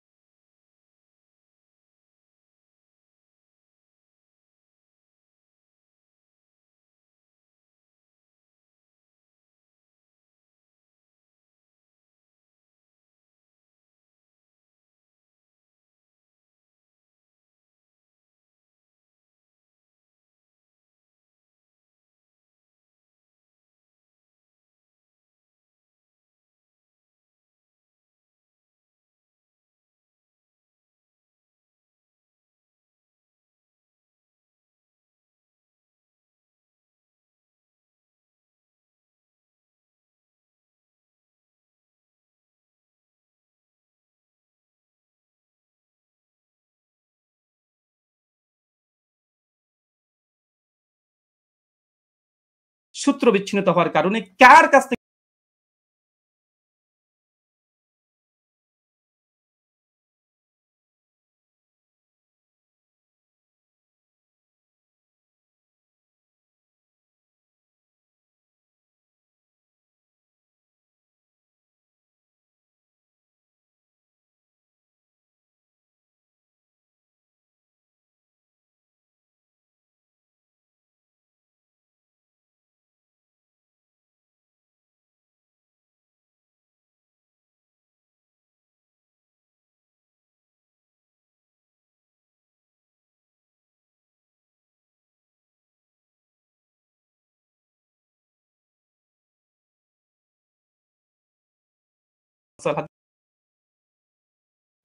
সূত্র বিচ্ছিন্নতা হওয়ার কারণে কার কাছ থেকে শুনেছে এটা যেহেতু আমাদের কাছে জানা নেই, এই জন্য এই হাদিসটা মুহাদ্দিসদের যেটা এড়িয়ে যাবে না, যেটা এবার রিবার্টাল শেষ মধ্যে উনি যে কথাগুলো বলেছেন আমরা সেটার মূল্যায়নে আসি। একটা কথা তো তিনি গর্বের সাথে বললেন যে হাদিস সহিহ হওয়ার জন্য 5টা শর্তের ব্যাপারে ইজমা আছে, যে অবশ্যই একমত, ইজমা আছে। তো যার কারণে 3টা জিনিস দেখতে হয় সনদে, 2টো জিনিস দেখতে হয় মতনের মধ্যে, অর্থাৎ মূল টেক্সটের মধ্যে। আপনি দীর্ঘ 15 মিনিট নিয়ে খুব গর্বের সাথে বুক ফুলিয়ে ফুলিয়ে অনেকগুলো কিতাবের রেফারেন্সের আলোকে আপনি শুধু সনদের সৌন্দর্য তুলে ধরেছেন, একেবারে কি কি ফজিলত আছে এটা তুলে ধরেছেন, মতনের বিষয়টা স্কিপ করে গিয়েছেন, আর প্রশ্ন তো কিছু ছড়িয়ে দিয়েছেন। তো আমরা কিছু প্রশ্নের জবাব আমাদের কথার মধ্যে অটো চলে আসবে, বাকিগুলো আমরা আলোচনায় আনবো যেগুলো প্রাসঙ্গিক। আচ্ছা, এখন আমরা আগে মূল আলোচনায় আসি। একটু বোঝার সুবিধার্থে একটু কথাটা শুরু থেকে টানি। ওমর রাদিয়াল্লাহু তাআলা আনহু থেকে তারাবির রাকাত সংখ্যার বর্ণনাকারী 6 জন রয়েছেন। এর মধ্যে একজন তো সাহেব বিন ইয়াজিদ রাদিয়াল্লাহু তাআলা আনহু, আমরা তার প্রসঙ্গে আসছি। আর এছাড়াও আরো বাকি 5 জন রয়েছেন, যাদের 5 জনের প্রত্যেকেই সংখ্যাটা তারাবির রাকাত সংখ্যা 20 বলে উল্লেখ করেছেন। ইয়াজিদ বিন রোমান তিনি 23 বলেছেন, বেতের সহ মুয়াত্তা মালিকে আছে। আব্দুল আজিজ বিন রুফাই 20 বলেছেন, মুসান্নাফ ইবনে আবি শাইবা আছে। উবাই বিন কাব 20 বলেছেন, মুসনাদে আহমদ বিন মানিতে আছে। ইয়াহইয়া ইবনে সাঈদ 20 বলেছেন, আমরা আগে উল্লেখ করেছি। মুহাম্মদ বিন কাব কুরাজি 20 বলেছেন, কিয়ামুল লাইল মারওয়াজির মধ্যে আছে, ইত্যাদি। এখন বাকি থাকলো শুধু সাহেব বিন ইয়াজিদের কথা। সাহেব বিন ইয়াজিদ থেকে তার 3 জন শাগরেদ এই বিষয়ক হাদিস বর্ণনা করেছেন। একজন হল ইয়াজিদ বিন খুসাইফা, তিনিও 20 বর্ণনা করেছেন, সুনানে কুবরা বাইহাকিতে আছে। দ্বিতীয় হারিস বিন আব্দুর রহমান বিন আবি যুবাব, তিনি 23 বর্ণনা করেছেন, অর্থাৎ বেটা সহ, এটা মুসান্নাফে আব্দুর রাজ্জাকে আছে। আর 3 নম্বর হলো মোহাম্মদ বিন ইউসুফ, যে সূত্রটা টেনে তিনি গর্বের সাথে বলেছেন যে একমাত্র আমরা একটা দলিল দিলাম, বাকি দলিলগুলো আমরা পরে আনবো। বাস্তব কথা হলো ওমর রাদিয়াল্লাহু আনহু 11 আদেশ করেছেন এই মর্মে, অন্য কোনো বিশুদ্ধ দলিল তিনি আদৌ আনতে পারবেন কিনা এটাই চিন্তার বিষয়। তো এখন যে মোহাম্মদ বিন ইউসুফ সূত্রে তিনি আনলেন, সেই মোহাম্মদ বিন ইউসুফ থেকে এই সংক্রান্ত হাদিসটা বর্ণনা করেছেন 5 জন। এখন 5 জনের মধ্যে রেওয়ায়েতে কারোর সাথে কারোর মিল নেই, এক একজন এক একভাবে রেওয়ায়েত করেছেন। এর মধ্যে সবচেয়ে মজার বিষয় হলো তিনি যে সনদটা এনেছেন, এখানে তো ইমাম মালিক রাহমাতুল্লাহ আলাইহি তার সূত্রে বয়ান করেছেন 11 রাকাত, এরকম আরো 2-1টা বর্ণনা আছে, কিন্তু দেখা যাচ্ছে মোহাম্মদ বিন ইসহাক রাহমাতুল্লাহ আলাইহি তিনি বর্ণনা করেছেন এই মোহাম্মদ বিন ইউসুফ থেকে 13 রাকাতের কথা, যেটা মুসনাদে আহমদ বিন মানিতে আছে।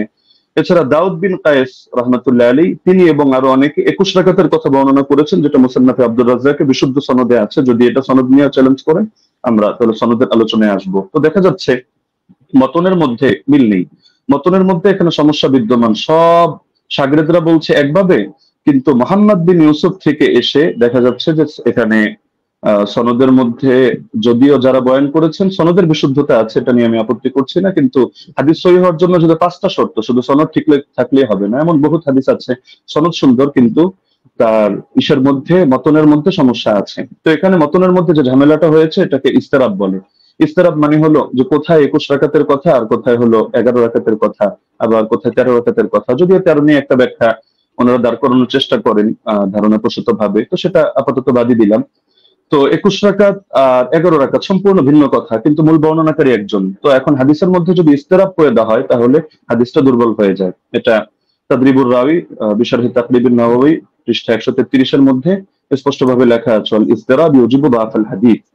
তাহলে স্পষ্ট এটা যে এখানে বর্ণনাকারী যারা রয়েছেন তারা যদিও সহিহ মানের, কিন্তু মতনের মধ্যে মুস্তারিব ইস্তেরাব থাকার কারণে হাদিসটা গর্বের সাথে যদিও সহিহ বলার চেষ্টা করছেন, কিন্তু হাদিসটা মতনগত কারণে এটা সহিহ না, বরঞ্চ এটা যায়িফ হাদিস। এটা হেলাউ সুনানের মধ্যে 7ম খণ্ড 145 146 স্পষ্টভাবে লম্বা চওড়া আলাপ আছে। শেখ জাফর আহমদ উসমানী রাহমাতুল্লাহ আলাইহি লিখেছেন, হাদা আসারুন মুস্তারিবুল মাতনি উখতুলিফা ফীহি আলা মুহাম্মদ ইবনে ইউসুফ। বলতে বলতে তিনি গিয়ে শেষে জানাচ্ছেন, ওয়াহাদা ইখতিলাফুন ইউসকিতুল ইহতিজাজ বিল আসার। এই জাতীয় ইস্তেরাব থাকলে এটা আসর দিয়ে আর দলিল দেওয়া যায় না, এটা দলিল অযোগ্য হয়ে যায়। তো এখানে ভুলটা কে করেছেন? ভুলটা মূলত ইমাম মালিকও করেননি, ইয়াহইয়া ইবনে সাঈদ কাত্তানও করেননি।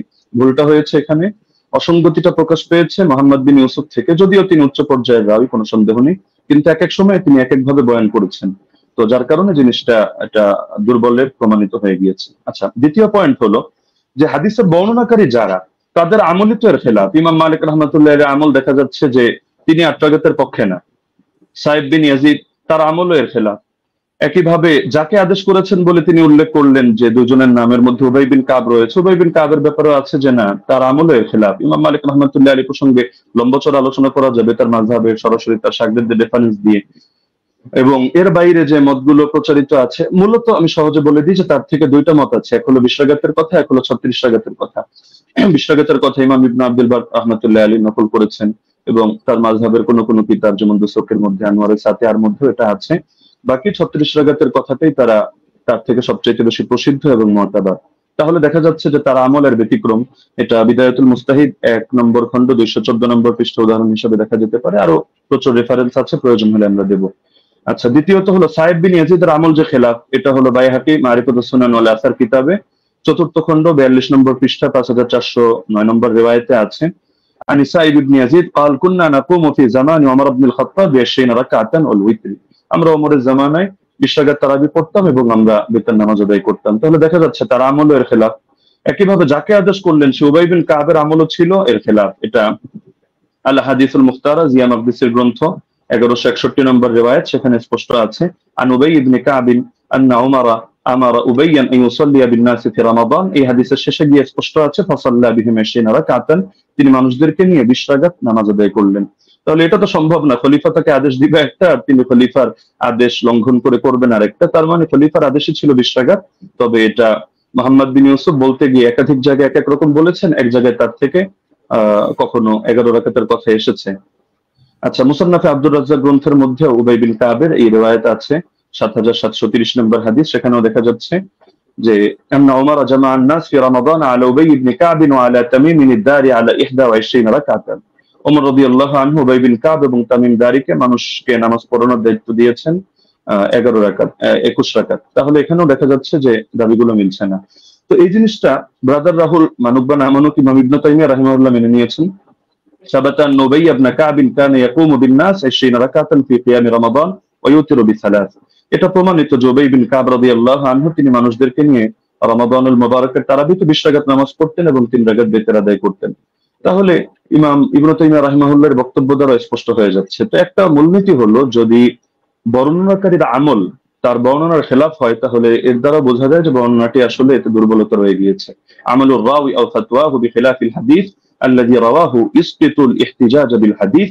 এটা আমরা যেহেতু সময় কম আমরা শুধু রেফারেন্স গুলো দিয়ে দিচ্ছি, আপনারা ক্রস চেক দিয়ে নিতে পারেন। কাশফুল আসরার 3 নম্বর খণ্ড 63 পৃষ্ঠা, উসুলুস সারাখসি 2 নম্বর খণ্ড 5 নম্বর পৃষ্ঠা, আল কাফি 3 নম্বর খণ্ড 1354 পৃষ্ঠা, আল ফুসুল ফিল উসুল 3 নম্বর খণ্ড 203 নম্বর পৃষ্ঠা, আত তাকরীর ওয়াত তাহবিব 2 নম্বর খণ্ড 266 পৃষ্ঠা, আত তাওবীহ 2 নম্বর খণ্ড 25 নম্বর পৃষ্ঠা, ফাওয়াতিহুর রাহমুদ 2 163, কাওয়াইদ ফি উলুমিল হাদিস 202 নম্বর পৃষ্ঠা, শারহুল মানাব 661, আল বাহরুল মুহিত 3 নম্বর খণ্ড 246 পৃষ্ঠা, আল ইহকাম বিল আমিদি 2 নম্বর খণ্ড 165 নম্বর পৃষ্ঠা। এমনকি গায়রে মুকাল্লিদ আলেম শেখ ইব্রাহিম শিয়ালকোটি রাহিমাহুল্লাহ তিনিও এটা স্পষ্ট স্বীকার করেছেন ইনারাতুল মাসাবি গ্রন্থে, যেটা তারাবি শীর্ষক 29 নম্বর পৃষ্ঠায়। अगर रावी का अमल उसकी रिवायत के खिलाफ हो तो उसकी रिवायत काबिल अमल ना होगी। स्पष्ट কথা। 3 নম্বর পয়েন্ট হলো 20 রাকাত তারাবির বিষয়টা তো উম্মতের তাআমুল উম্মতের ঐকমত্যের দ্বারা প্রমাণিত।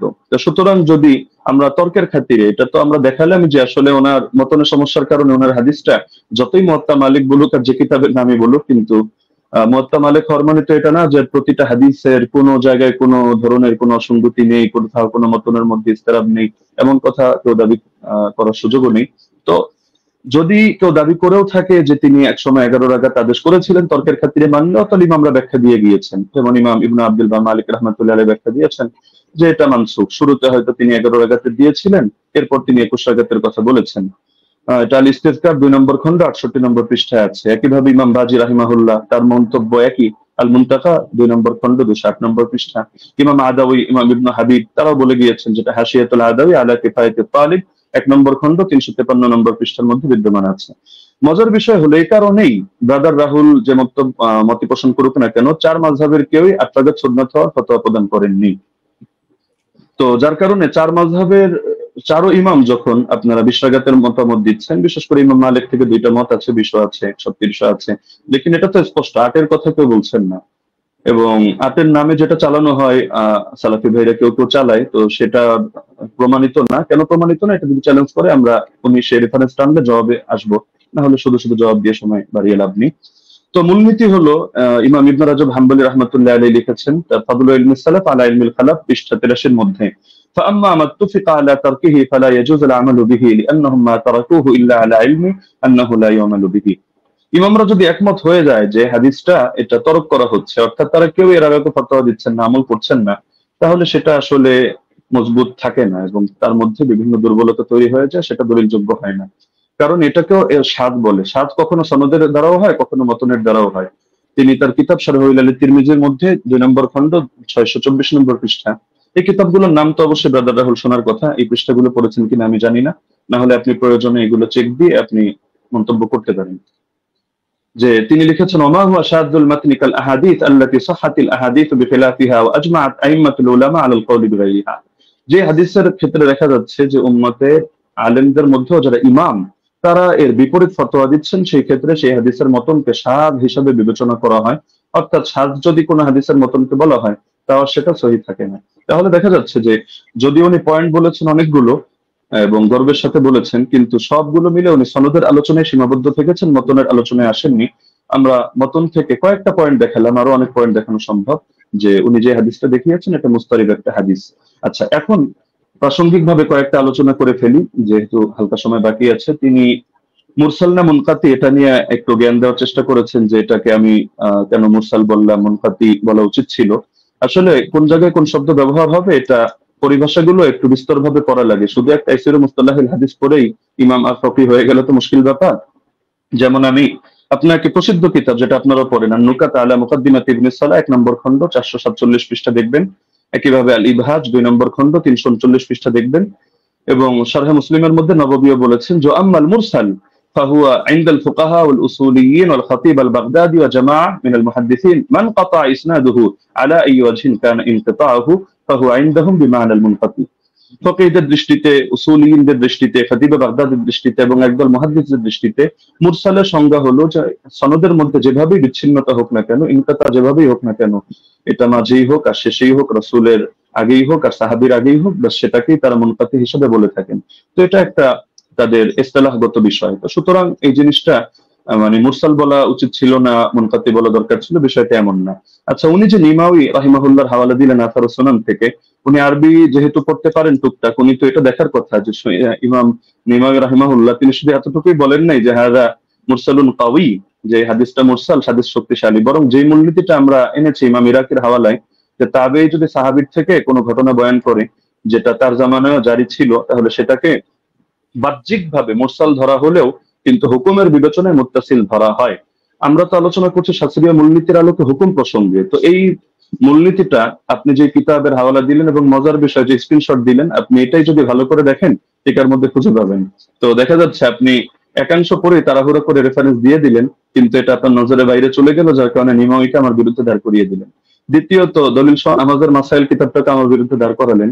তবে মজার বিষয় হলো আপনি এই জিনিসটা খেয়াল করলেন না যে আমি বারবার বলছি যে বাহ্যিকভাবে দেখতে মুনকাতি, সূত্র বিচ্ছিন্ন, তবে আমরা হুকুম নিয়ে আলোচনা করছি যে হুকুমের বিবেচনায়, যেমন মারফুয়ে হুকমি তো এই শব্দ আপনার শোনার কথা, যে অনেক হাদিস এটা মারফু না, মানে আল্লাহ রাসূলের দিকে নিসবত করে সাহাবী বলেন নাই, কিন্তু সাহাবী বলেছেন স্বাভাবিক তার উক্তি হিসাবে, কিন্তু আমরা যখন বিবেচনা করছি আমরা বলছি মারফুয়ে হুকমি, মানে দেখতে যদিও এটা মাওকুফ হাদিস, সাহাবীর বর্ণনা, সাহাবীর উক্তি, কিন্তু হুকুমের বিবেচনায় এটা হলো মারফু, অর্থাৎ আমরা এটাকে মারফু হিসাবে বিবেচনা করব।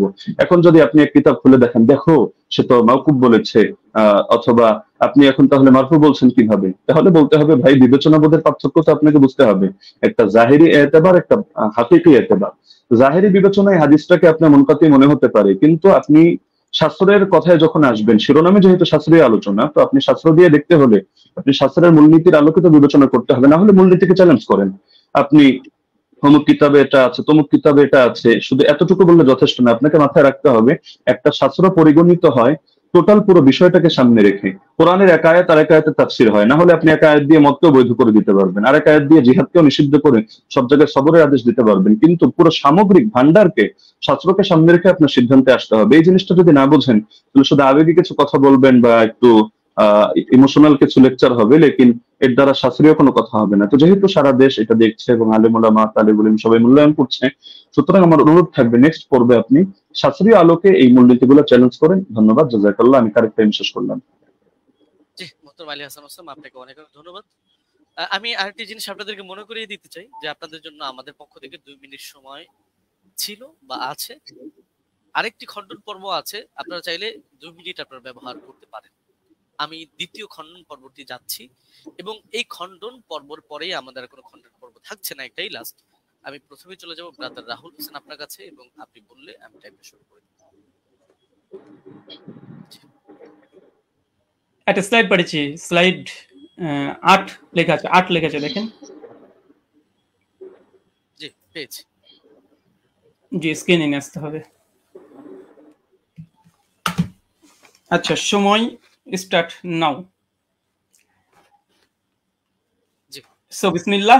সম্মানিত দর্শক মণ্ডলী, উস্তাদজি যেটা শেষ করেছেন সেটা দিয়ে শুরু করবো। উনি বললেন যে পালে ওসুলকে চ্যালেঞ্জ করতে। আমি চ্যালেঞ্জ করে দিয়েছি। উস্তাদজি আমার 8টা অভিযোগের 2টা পয়েন্টের জবাব দেয়নি এবং বলেছিল জবাব দেবে, এবং আমি নাকি স্বাস্থ্য সম্পর্কে তেমন না জানলে এটা সমস্যা, কিন্তু কোথায় যে সমস্যা তিনি এখন পর্যন্ত বলেননি। এটা একটা কেমন হয়ে গেল। উস্তাদজিকে আবার বলে দিয়ে ওসুলকে চ্যালেঞ্জ করেছি, একটু শুনবেন। আমি আপনাকে বলেছিলাম যে হাদিস সহিহ হওয়ার জন্য ইজমাই ওসুল হচ্ছে 5খানা শর্ত লাগবে। প্রথম হচ্ছে মুত্তাসিল হওয়া, সনদের মধ্যে শক্তিশালী হওয়া, সনদের মধ্যে বিচ্ছিন্ন যেন না হয়, এবং দেখানো হয়েছে যে সনদের মধ্যে বিচ্ছিন্নতা আছে। ইয়াহিয়া সাইদ আল কাত্তান উমর বিন খাত্তাবের যুগ পান নাই।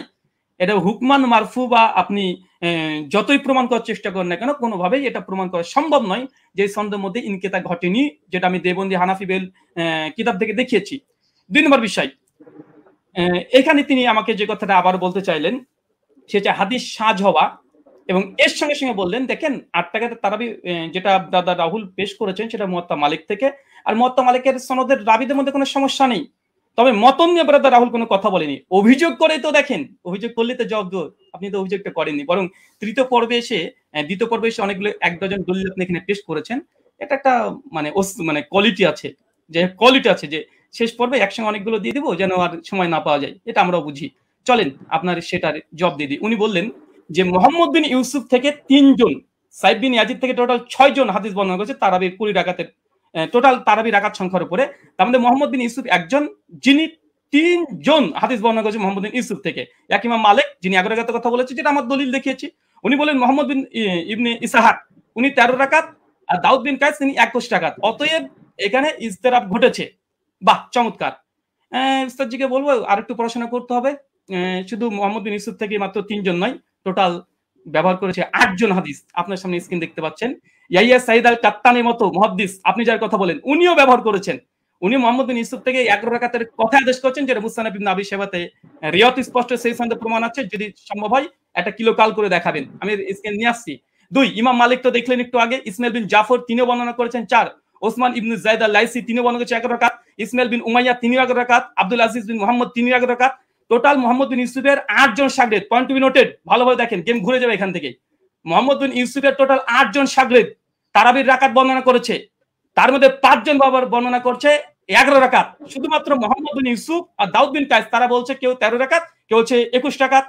চলেন জবাব দেখেন। মোহাম্মদ বিন ইসহাক তিনি কি বলছেন, 21 রাকাত নাকি বর্ণনা করেছে। মোহাম্মদ বিন ইসহাক কে? হানাফিদের বই তাজালিয়াতে শাবদা দেওবন্দি মুনাজিরের নাকি ইসলাম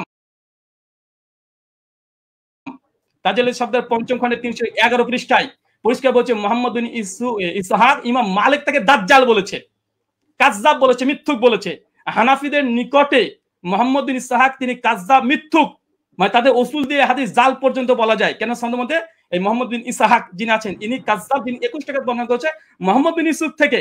তাই মোহাম্মদ বিন ইউসুফের 5 জন শাগরেদ বলছে 11 রাকাত, আর একজন কাযযাব রাবি দেওবন্দীদের দাবি অনুযায়ী তিনি বলছেন যে না 13 রাকাত। অতএব এই হাদিস সহিহ নয়, এটা হানাফিদের উসুল্লাহ প্রমাণিত। চলেন এটা যদি সন্তুষ্ট না হয়, দলিল সহ নামাজের মাসাইল 140 নম্বর পৃষ্ঠাতে মাওলানা আব্দুল মতিন সাহেব তিনিও এখানে এই 21 রাকাতে বর্ণনাকারী যিনি আছেন তার নাম মোহাম্মদ ইবনে ইসহাককে জয়ীফ এবং দুর্বল বলছে। স্ক্রিন আপনার সামনে লক্ষ্য করেন। 3 নাম্বার, জাস্টিস তাকি উসমানী এটা উসুল দিয়েছে, আলহামদুলিল্লাহ উসুল দিয়েছে। উসুলকে চ্যালেঞ্জ করেন, তাকি উসমানী রসুলকে চ্যালেঞ্জ করেন। কি বলছে দেখেন, দারসে তিনি 2 খণ্ডের 93 পৃষ্ঠা তিনি বলছেন মোহাম্মদ ইবনে ইসহাক রাহিমাহুল্লাহ মাকহুলের ছাত্র, তার সম্পর্কে পেছনে বলা হয়েছে যে তার একক বর্ণনা সন্দেহযুক্ত। তার মানে মোহাম্মদ বিন ইউসুফ যদি একাকী কোনো রিয়াত বর্ণনা করে সেটা সন্দেহযুক্ত। আর তাজালিয়াতে শাবদারে বলছে মোহাম্মদ বিন ইসহাকের চেয়ে কাযযাব যিনি 21 রাকাতে বর্ণনা করেছে। তাই ইমাম মালিক যে 11 রাকাতে বর্ণনা করেছে এটাই সহিহ, বরং মোহাম্মদ বিন ইসহাকের 13 রাকাতে বর্ণনা এটাই সহিহ। কোথা থেকে কি দিয়ে দিয়েছে চলেন এরপর কি বলছেন। দাউদ বিন কায়েসের হাদিস দিয়ে তিনি ইজতিরাবের দাবি করেছে। ওই উস্তাদজিকে আমি প্রথম পর্বে চ্যালেঞ্জ করেছিলাম যে ইজতিরাবের সংজ্ঞা কি পেশ করবেন, আর সেই সংজ্ঞাকে সামনে রেখে এই হাদিসকে আপনাকে ইজতিরাব দাবি করতে হবে। কারণ ইজতিরাবের একটা সংজ্ঞার মধ্যে এটাও পড়ে যে দুটো হাদিস সেম সমপরিমাণের সহিহ হতে হবে, চেন অফ নারেশন। মুয়াত্তা মালিকের যে গোল্ডেন চেন সিলসিলাতুল জাহাব, একটা দলিল পেশ করেন আলহামদুলিল্লাহ, এখন মতো আসবে না। আমার তো উস্তাদজি প্রথম থেকে তিনি মুনকাতে হাদিস জয়ীফ মুনকাতে দলিল পেশ করছে, একটা মুত্তাসিল পারছেন না। মুয়াত্তা মালিকের মতো একটা দলিল দিতে পারছেন না। উস্তাদজি 15-30 মিনিট শেষ হয়ে গেল, মাত্র 15টা মিনিট আছে।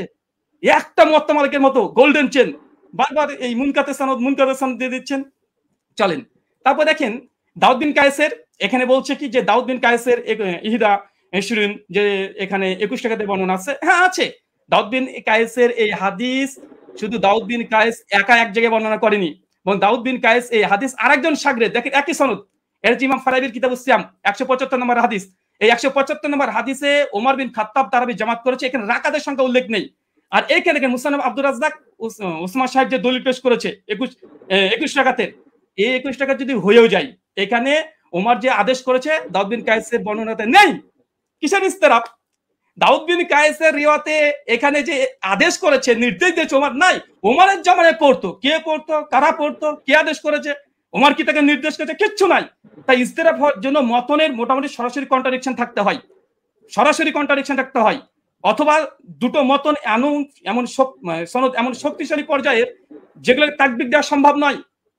এখানে 21 টাকাতে যে দাউদ বিন কায়েসের দুইজন এক জায়গাতে তিনি বর্ণনা করছেন, কোন রাকাত সংখ্যা তিনি বর্ণনা করছেন না।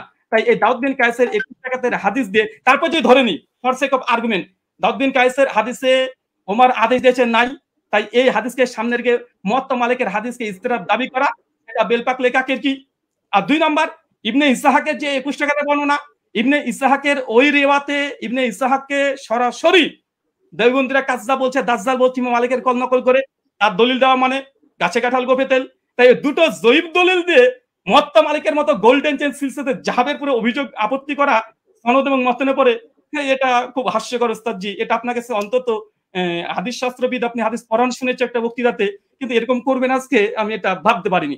আর তৃতীয়, যদিও সঞ্চালক আজকে দৃষ্টি কেমন দিয়েছে জানি না, আজকে আমাদের আলোচনাতে ছিল যে তিনি কোনো ফাতোয়া ফারাজ দিবেন না, তিনি ওসাইমিনের ফতোয়া নিয়ে এসেছেন, ইবনে তাইমিয়ার ফতোয়া নিয়ে এসেছেন, ইবনে আব্দুল বারের ফতোয়া নিয়ে এসেছেন, স্যার মাযহারের ফতোয়া নিয়ে এসেছেন, ফাঁকা মাঠে গোল দিতে চেয়েছেন, এখানে থামানো হয়নি। যদি এরকমই হয় আমরা দোল দিতে পারি, চলে সামনে আসছে। আচ্ছা, তার মানে বোঝা গেল মুহাম্মদ বিন ইসহাকের ওই রেবাত 3 জন নাই উস্তাদজি, 8 জন। 5 জন বলেছে 11 রাকাত, আর 2 জন বলেছে 13-21, আর দুটো হাদিসই জয়ীফ হানাফি দেওবন্দীদের উসুল অনুযায়ী। তাই ওটা দিয়ে ইস্তিরাব দাবি করা বেলপাকলে কাকের কি এরকম হয়ে যায়। আচ্ছা,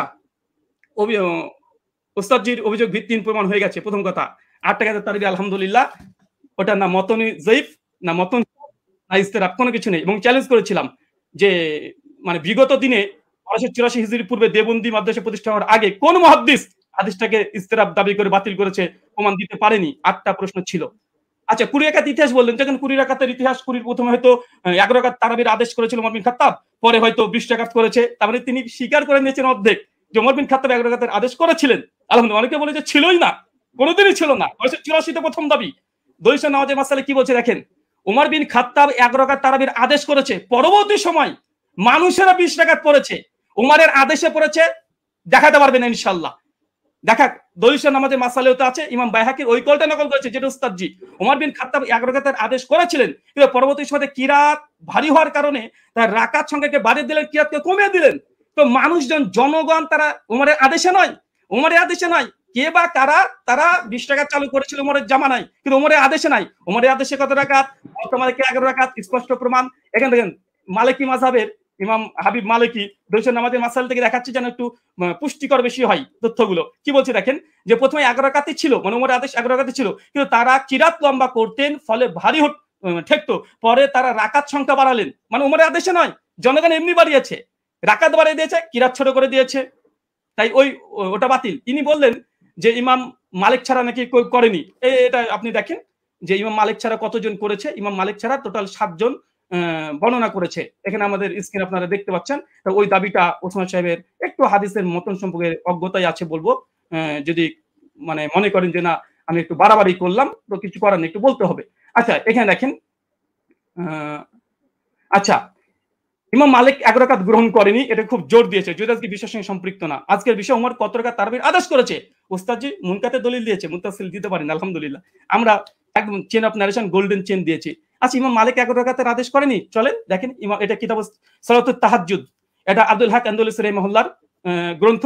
ইমাম মালিকের শাগরেদ ছাত্র তার বলছে, কি বলছে দেখেন, এখানে বলছে কলা শাহ বিন আব্দুল আজিজ আন মালিক, মানে ইমাম মালিকের ছাত্র, তিনি রিওয়ায়াত করছেন, কি বলছেন, আল্লাজি আখতারা বিহা, ইমাম মালিক যেটাকে গ্রহণ করেছে, ইখতিয়ার করেছে, কি করেছে, বিহি নাফসি, ইমাম মালিক নিজের জন্য কত রাকাত তিনি করেছেন। তারপর তিনি বলছেন দেখেন, ফি কিয়ামে রমাজান হুয়াল লাজি জামা, ইমাম মালিক ওমর বিন খাত্তাব যার পরে জমা করেছে ওমর বিন খাত্তাব, সেটা হচ্ছে ইহিদা আশারাতা রাকাতান ওয়া হুয়া সালাতে রাসূলুল্লাহ সাল্লাল্লাহু আলাইহি ওয়াসাল্লাম। এখানে ইমাম মালিকের কথা নকল করছে, সঙ্গে ইমাম মালিকের ছাত্র। আমি এখানে ইমাম মালিকের ছাত্র ডাইরেক্ট কল, তিনি বলছেন যে ইমাম মালিক যেটা গ্রহণ করেছিলেন সেটা হচ্ছে 11 রাকাত, যেটা ছিল রাসূলুল্লাহ সালাত এবং ওমর বিন খাত্তাব যার পরে জমা করেছে, প্রথম কল। দ্বিতীয় দেখুন, এখানে হচ্ছে ইবনে কাসিমের একটা কলমে নকল করে গেছি। ইবনে কাসিম তিনি মালিক থেকে বর্ণনা করছে যে ওমরের জামানায় 36 রাকাত পড়া হতো, 36 রাকাত পড়া হতো, কিন্তু ইমাম মালিক কত গ্রহণ করেছে দেখেন, শেষে লাল দিয়ে দাগানো আছে। তারপরে হচ্ছে আক্তারা ওয়া নাফসি, ইমাম মালিক নিজের জন্য যেটা নির্ধারণ করেছে, ইহিদা আশারাত রাকাতান, কিন্তু ইমাম মালিক নিজের জন্য 11 রাকাত। মানে ইমাম মালিকের সময় মানুষ 36 রাকাত পড়ছে, কিন্তু ইমাম মালিককে যখন সরকার যখন চিঠি পাঠায়, এই ঘটনা বর্ণনা আছে অনেক জায়গাতেই, তারপরে তাকে যখন বললো যে নামাজের সঙ্গে কি কমিয়ে দেবো, সেই সময় মালিক বলছে তারা পড়তে থাক, কিন্তু আমি নিজের জন্য ফি নাফসি, আমার জন্য ইহিদা আশারাত রাকাতান, আমি 11 রাকাতকে আমি নিজের জন্য গ্রহণ করলাম। মানুষ কি পড়ছে দেখার দরকার নেই, ইমাম মালিককে কথা মেনে নিন। আচ্ছা, এরপরে দেখেন, আচ্ছা বদরুদ্দিন আইনি হানাফি তিনিও উমদাতুল কারি শারে সহিহ বুখারীতে 102 নম্বরে তিনি এই কথা স্বীকার করে নিয়েছেন যে ইমাম মালিক তিনি তার নিজের জন্য 11 রাকাতকে তিনি পছন্দ করেছিলেন। তার জামানায় কে কত পড়েছিল দেখার দরকার নেই, কারণ আমাদের আজকের আলোচ্য বিষয় এটা নয় যে কার জামানায় কত রাকাত পড়েছে। যদি ওটা নিয়ে ডিবেট করতে হয়, আসেন পরে একটা সেশন রাখেন, অন্যদিন একটা সময় দেন, আবার আসবো, এটাও প্রমাণ করবেন ইনশাআল্লাহ ওমর বিন খাত্তাব জামানাতে 8 টাকা তারাবি হতো।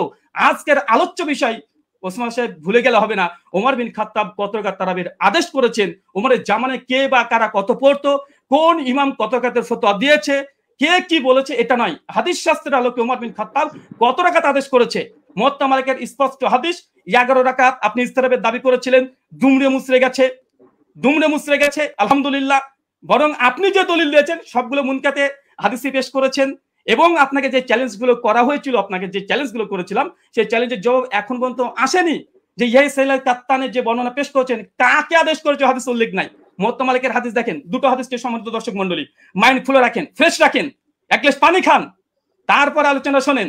উনি উমারের 20 টাকা তারাবির আদেশ যে দলিল দিয়েছে, মুনকাতে সনদ বিচ্ছিন্নতা আছে, কাকে উমার আদেশ দিয়েছে সে কথা হাদিসের মধ্যে উল্লেখ নেই। আচ্ছা, আর ওমর বিন খাত্তাব মুওয়াত্তা মালিকের সবকিছু মজুদ আছে আলহামদুলিল্লাহ। তারপরেও দেখেন কোন হাদিসটা বেশি মজবুত এবং কোনটা শক্তিশালী, কোনটা। চলেন, আচ্ছা, উনি বলছেন অধিকাংশ ওলামারা তো ইমাম তিরমিজি নকল করলেন যে অধিকাংশ আহলে ইলম তারা কত রাকাত পড়েছে, তারা 20 টাকাতে কথা বলেছে। দেখেন ইমাম তাবারি কথা নিয়ে নেন, তাহলে ইমাম তিরমিজির পাল্টা যে তাবারি কল দিয়ে তিনি কি বলছেন, তিনি পরিষ্কার বলছে, ইমাম তাবারি কথা আছে, কাসরি মিনাল আহলিল ইলম, অধিকাংশ ওলামারা, আহলে ইলমরা, মূর্খরা নয়, আহলে ইলমরা কি করেছে, ইহিদা আশরাতা রাকা, তারা 11 রাকাতকে পছন্দ করেছে। 11 রাকাতকে, এটা ইমাম কুরতুবীর কল মজুদ আছে। তো এরকম ফতোয়া যদি দিতে চাই, এরকম আপনিও দিবেন, আমিও দিব। আজকে টপিক এটা নয় যে কোন হুজুরে কত ফতোয়া দিয়েছে, জনগণ কত পড়তো, লোকজন কত পড়তো। আজকের আলোচ্য উমার কত রাকাতের আদেশ করেছে। চলেন, এখানে তিনি কয়েকটা দলিল এখানে 20 টাকাতে আবার দেওয়ার চেষ্টা করেছে, আমরা সেখানে দেখাবো।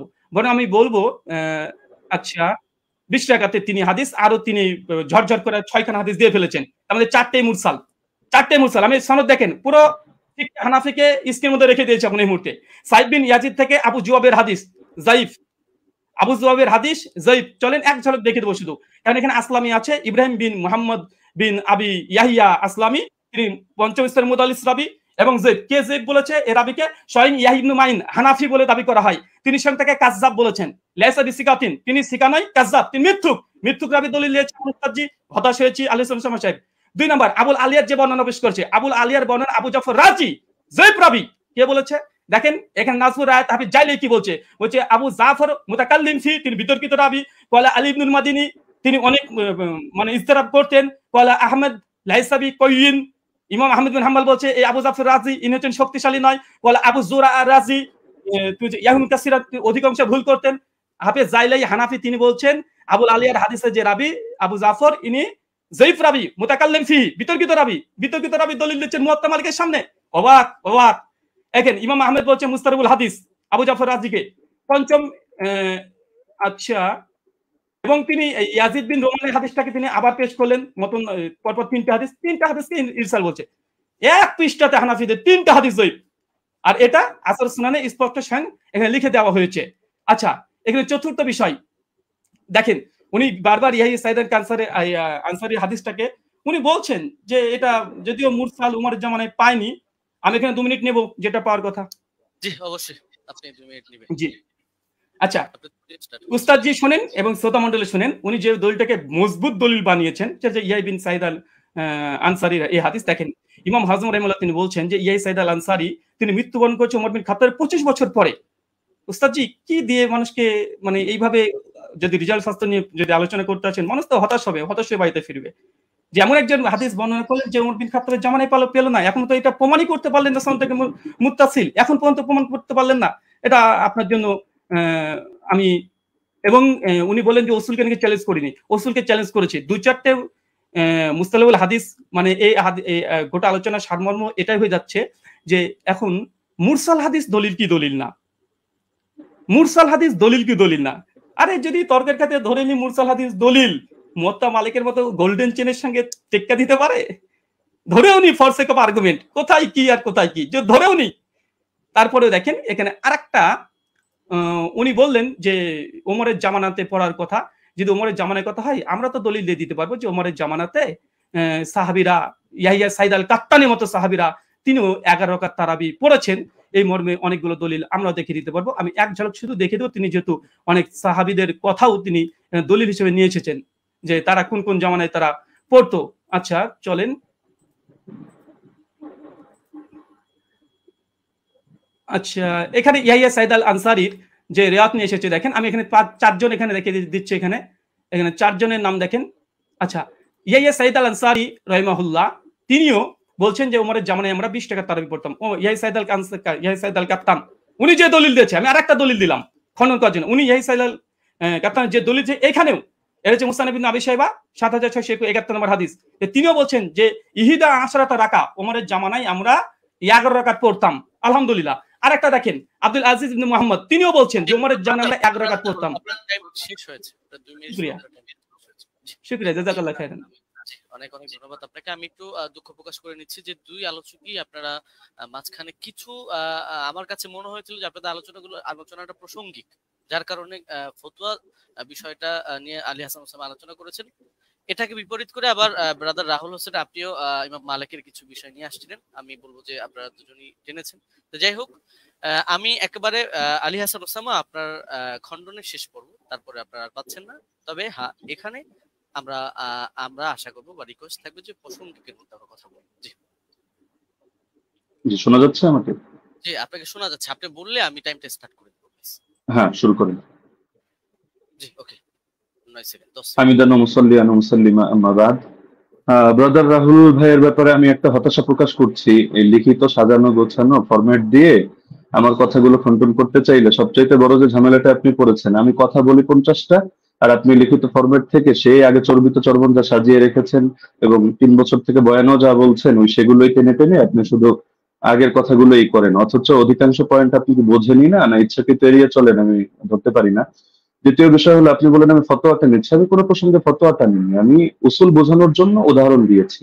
ইমাম তিরমিজি রাহিমাহুল্লাহ কি মত দিয়েছেন, আলেমরা কি মত গ্রহণ করেছেন সেটা তো আমি বলিনি। আমি তো দেখিয়েছি ইমাম তিরমিজি এই বক্তব্যটা বলেছেন যে রুয়ান ওমর থেকে বর্ণিত হয়েছে 20 রাকাতের কথা, এই প্রসঙ্গে এনেছি। আপনি কথা না বুঝেই সেই লিখিত ফরম্যাটে খণ্ডন করতে গেলে এটা ভুল করবেন, শুধু আবেগী কথা দিয়ে তো হবে না। আর শুধু জুবায়ের আলী জাই, নাসিরউদ্দিন আলবানী রাহিমাহুল্লাহ ওনাদের শুধু হাওয়ালাগুলো থেকেই ওই কপি পেস্ট করে আপনি একটা ফরম্যাট সাজিয়ে রাখলে সব কথা খণ্ডন করতে পারবেন না।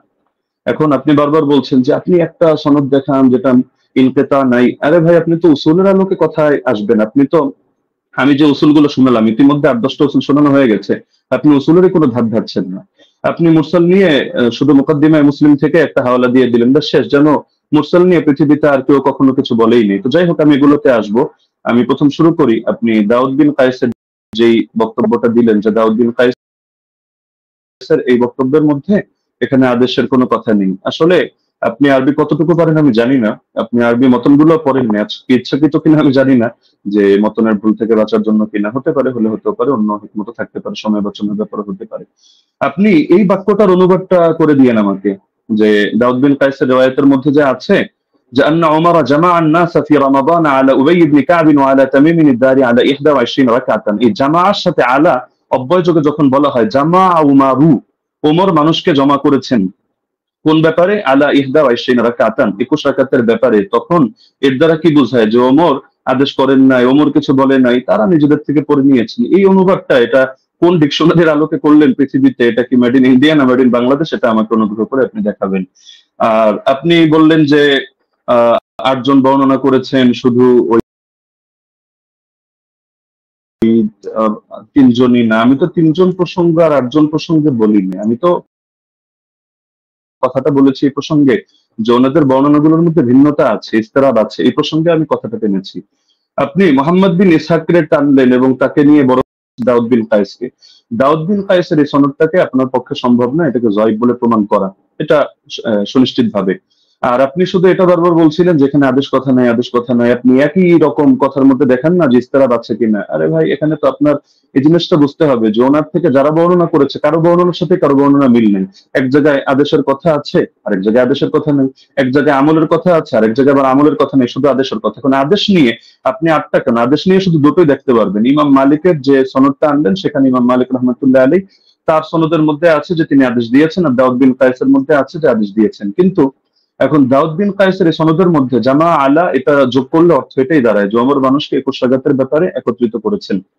তাহলে এটা কিভাবে সম্ভব যে একই হাদিসের মধ্যে এক জায়গায় বলা হচ্ছে 21 রাকাত, আর এক জায়গায় বলা হচ্ছে 11 রাকাত। যদি হাদিস ভিন্ন ভিন্ন হতো, ভিন্ন ভিন্ন বর্ণনাকারী থেকে, আমরা তাহলে ধরতাম না এটা জামানার ভিন্নতা। লেকিন এরকম তো কোনো ব্যাপার ঘটেনি। সুতরাং এটা গায়ে পড়ে করা হয় না। আর সাত বর্ণনা কাকে বলে? দাউদ বিন কায়েসকে আপনি কোন পর্যায়ে দাঁড় করিয়ে আপনি সাজ এখানে বলবেন, বা আপনি এটাকে ওইটার সাথে সাংঘর্ষিক করবেন?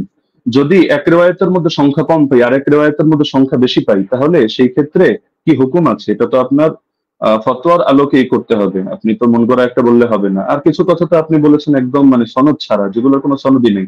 আপনি ইমাম মালিকের একটা ফতোয়া আনলেন, হলো তার এক শাগরেদ বলেছেন, তার শাগরেদ থেকে কি আপনি শুনেছেন না কিতাবের লেখক ডাইরেক্ট শুনেছে? মাঝখানে সনদগুলো গেল কোথায়?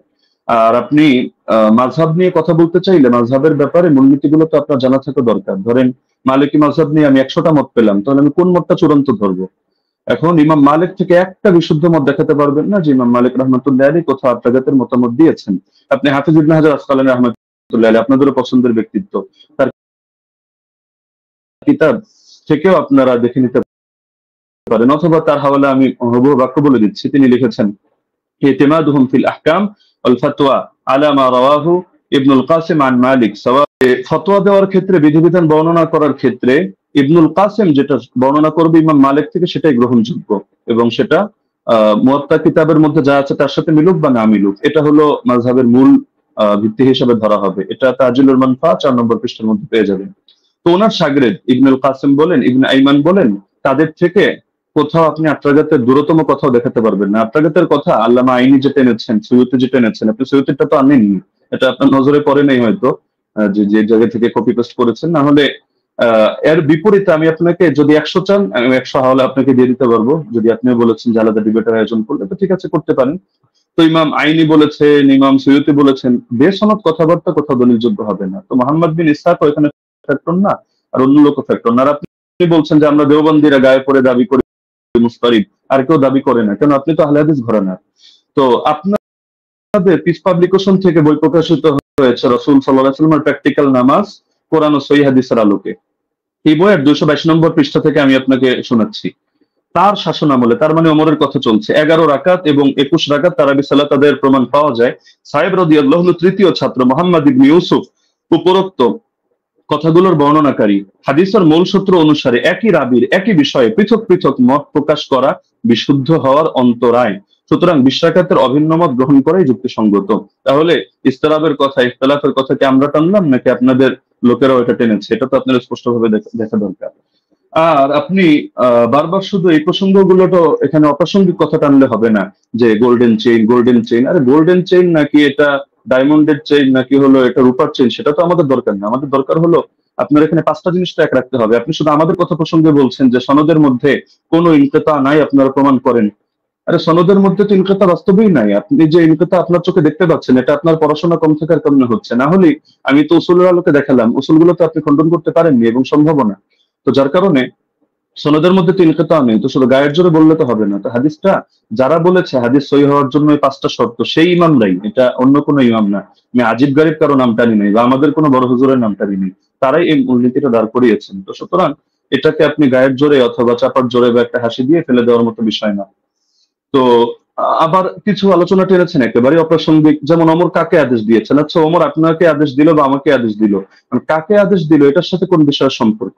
এখন রাজুলান, এই রাজুলান শব্দটা যদি এমন হয় যে পৃথিবীর কেউ কোনোদিন জানতে পারলো না যে রাজুলানটাকে উবাই বিন কাব নাকি তামিম দারি নাকি অন্য কোনো সাহাবী, এটা কি সমস্যা? আমাদের তো আলোচ্য বিষয় এটা, ওমর রাদিয়াল্লাহু আনহু তিনি কত রাকাতের আদেশ করেছেন, 8 নাকি 20। 8 এর পক্ষে আপনি যে দলিল দিয়েছেন সেই দলিলটা মুস্তারিব একটা রিওয়ায়াত, যে রিওয়ায়াতটা গ্রহণযোগ্য না, আপনাদের কিতাবের মধ্যেই লেখা আছে যে না এই রেওয়ায়তটা দলিলযোগ্য হয় না। তো সুতরাং এটা তো আমাদের এখানে টেনে লাভ নেই। তার মধ্যে আরো কিছু আলোচনা টেনেছেন একেবারে প্রাসঙ্গিক, যে এমন জিনিস দেখান, এমন জিনিস দেখান, অমুকের আগে কে করেছে, তমুকের আগে কে করেছে, মাদানী রাওয়ি, সিলসিলাতুল জাহাবিয়া, গোল্ডেন চেইন ইত্যাদি। এগুলো দেখানো না দেখানো তো মূল বিষয় না। আপনি অপ্রাসঙ্গিক প্রশ্ন আমিও চাইলে আপনাকে 100টা করতে পারি, কিন্তু আমি পূর্বের অংশগুলোতে একটা অপ্রাসঙ্গিক কথা বলিনি। অতি অল্প সময়ের মধ্যে শুধু আপনাকে আমি মূলনীতিগুলো বলেছি, লেকিন আপনি যেহেতু আগে একটা ফরম্যাট সাজিয়ে এনেছেন, তো যার কারণে মূলনীতিগুলো আপনি করেননি। এই যে আবু জাফরকে নিয়ে আপনি মাঝখান থেকে কথা প্রসঙ্গে টেনেছেন, যদি আমি এগুলো মূল দলিল দেইনি। আরো মজার বিষয় হলো আপনি এমন কিছু খণ্ডন করে দিয়েছেন যেটা আমি বলিই নাই, আবার আমি যেটা বলেছি এমন অধিকাংশ পয়েন্ট দিয়েছেন বাদ দিয়ে। কয়েকটা রিওয়ায়াত বললেন যে আপনি এটা বলেছেন, আমি হতাশ, অথচ এটার জবাব এটা, অথচ সেটা আমি বলিনি। তো মাঝখানে আবু জাফরকে টেনে এনেও আপনি দাঁড় করিয়ে দিলেন যে আবু জাফর এটা সর্বসম্মতিক্রমে যায়িফ, কিছু কারণও টানলেন, অথচ আবু জাফর মুখতালাফ ফিহি যায়িফ না। যদিও এটা মূল আলোচনা, প্রাসঙ্গিক ভাবে বলছি, মুখতালাফ ফিহি যায়িফ না। তাকে নিয়ে ইখতিলাফ হওয়া ভিন্ন জিনিস, আর চূড়ান্ত ভাবে যায়িফ হিসেবে স্বীকৃত হওয়া ভিন্ন জিনিস। আপনি যে মত টানলেন এই মতের মধ্যেও তো আপনি মিস্টেক করেছেন। দেখা যাচ্ছে আলবানী রাহিমাহুল্লাহ এক্ষেত্রে এই কাজটা করেছেন, সদুকুন এই শব্দটা বাদ দিয়ে পরবর্তী যে কথাটা তিনি ভুল করেন ইত্যাদি, তার মধ্যে সমস্যা, ওই কথাটা টেনেছেন। তো সদুকুন হুকুমটা বাদ দিয়ে দিয়েছেন। অথচ আবু জাফরকে নিয়ে যদি দেখেন, ইয়াহয়া ইবনে মাইন সিকা বলেছেন, ইবনু আবি মারিয়াম বলেছেন তার হাদিস লেখা যাবে, সমস্যা নেই। ইবনুল মাদিনী বলেছেন সে আমাদের দৃষ্টিতে সিকা।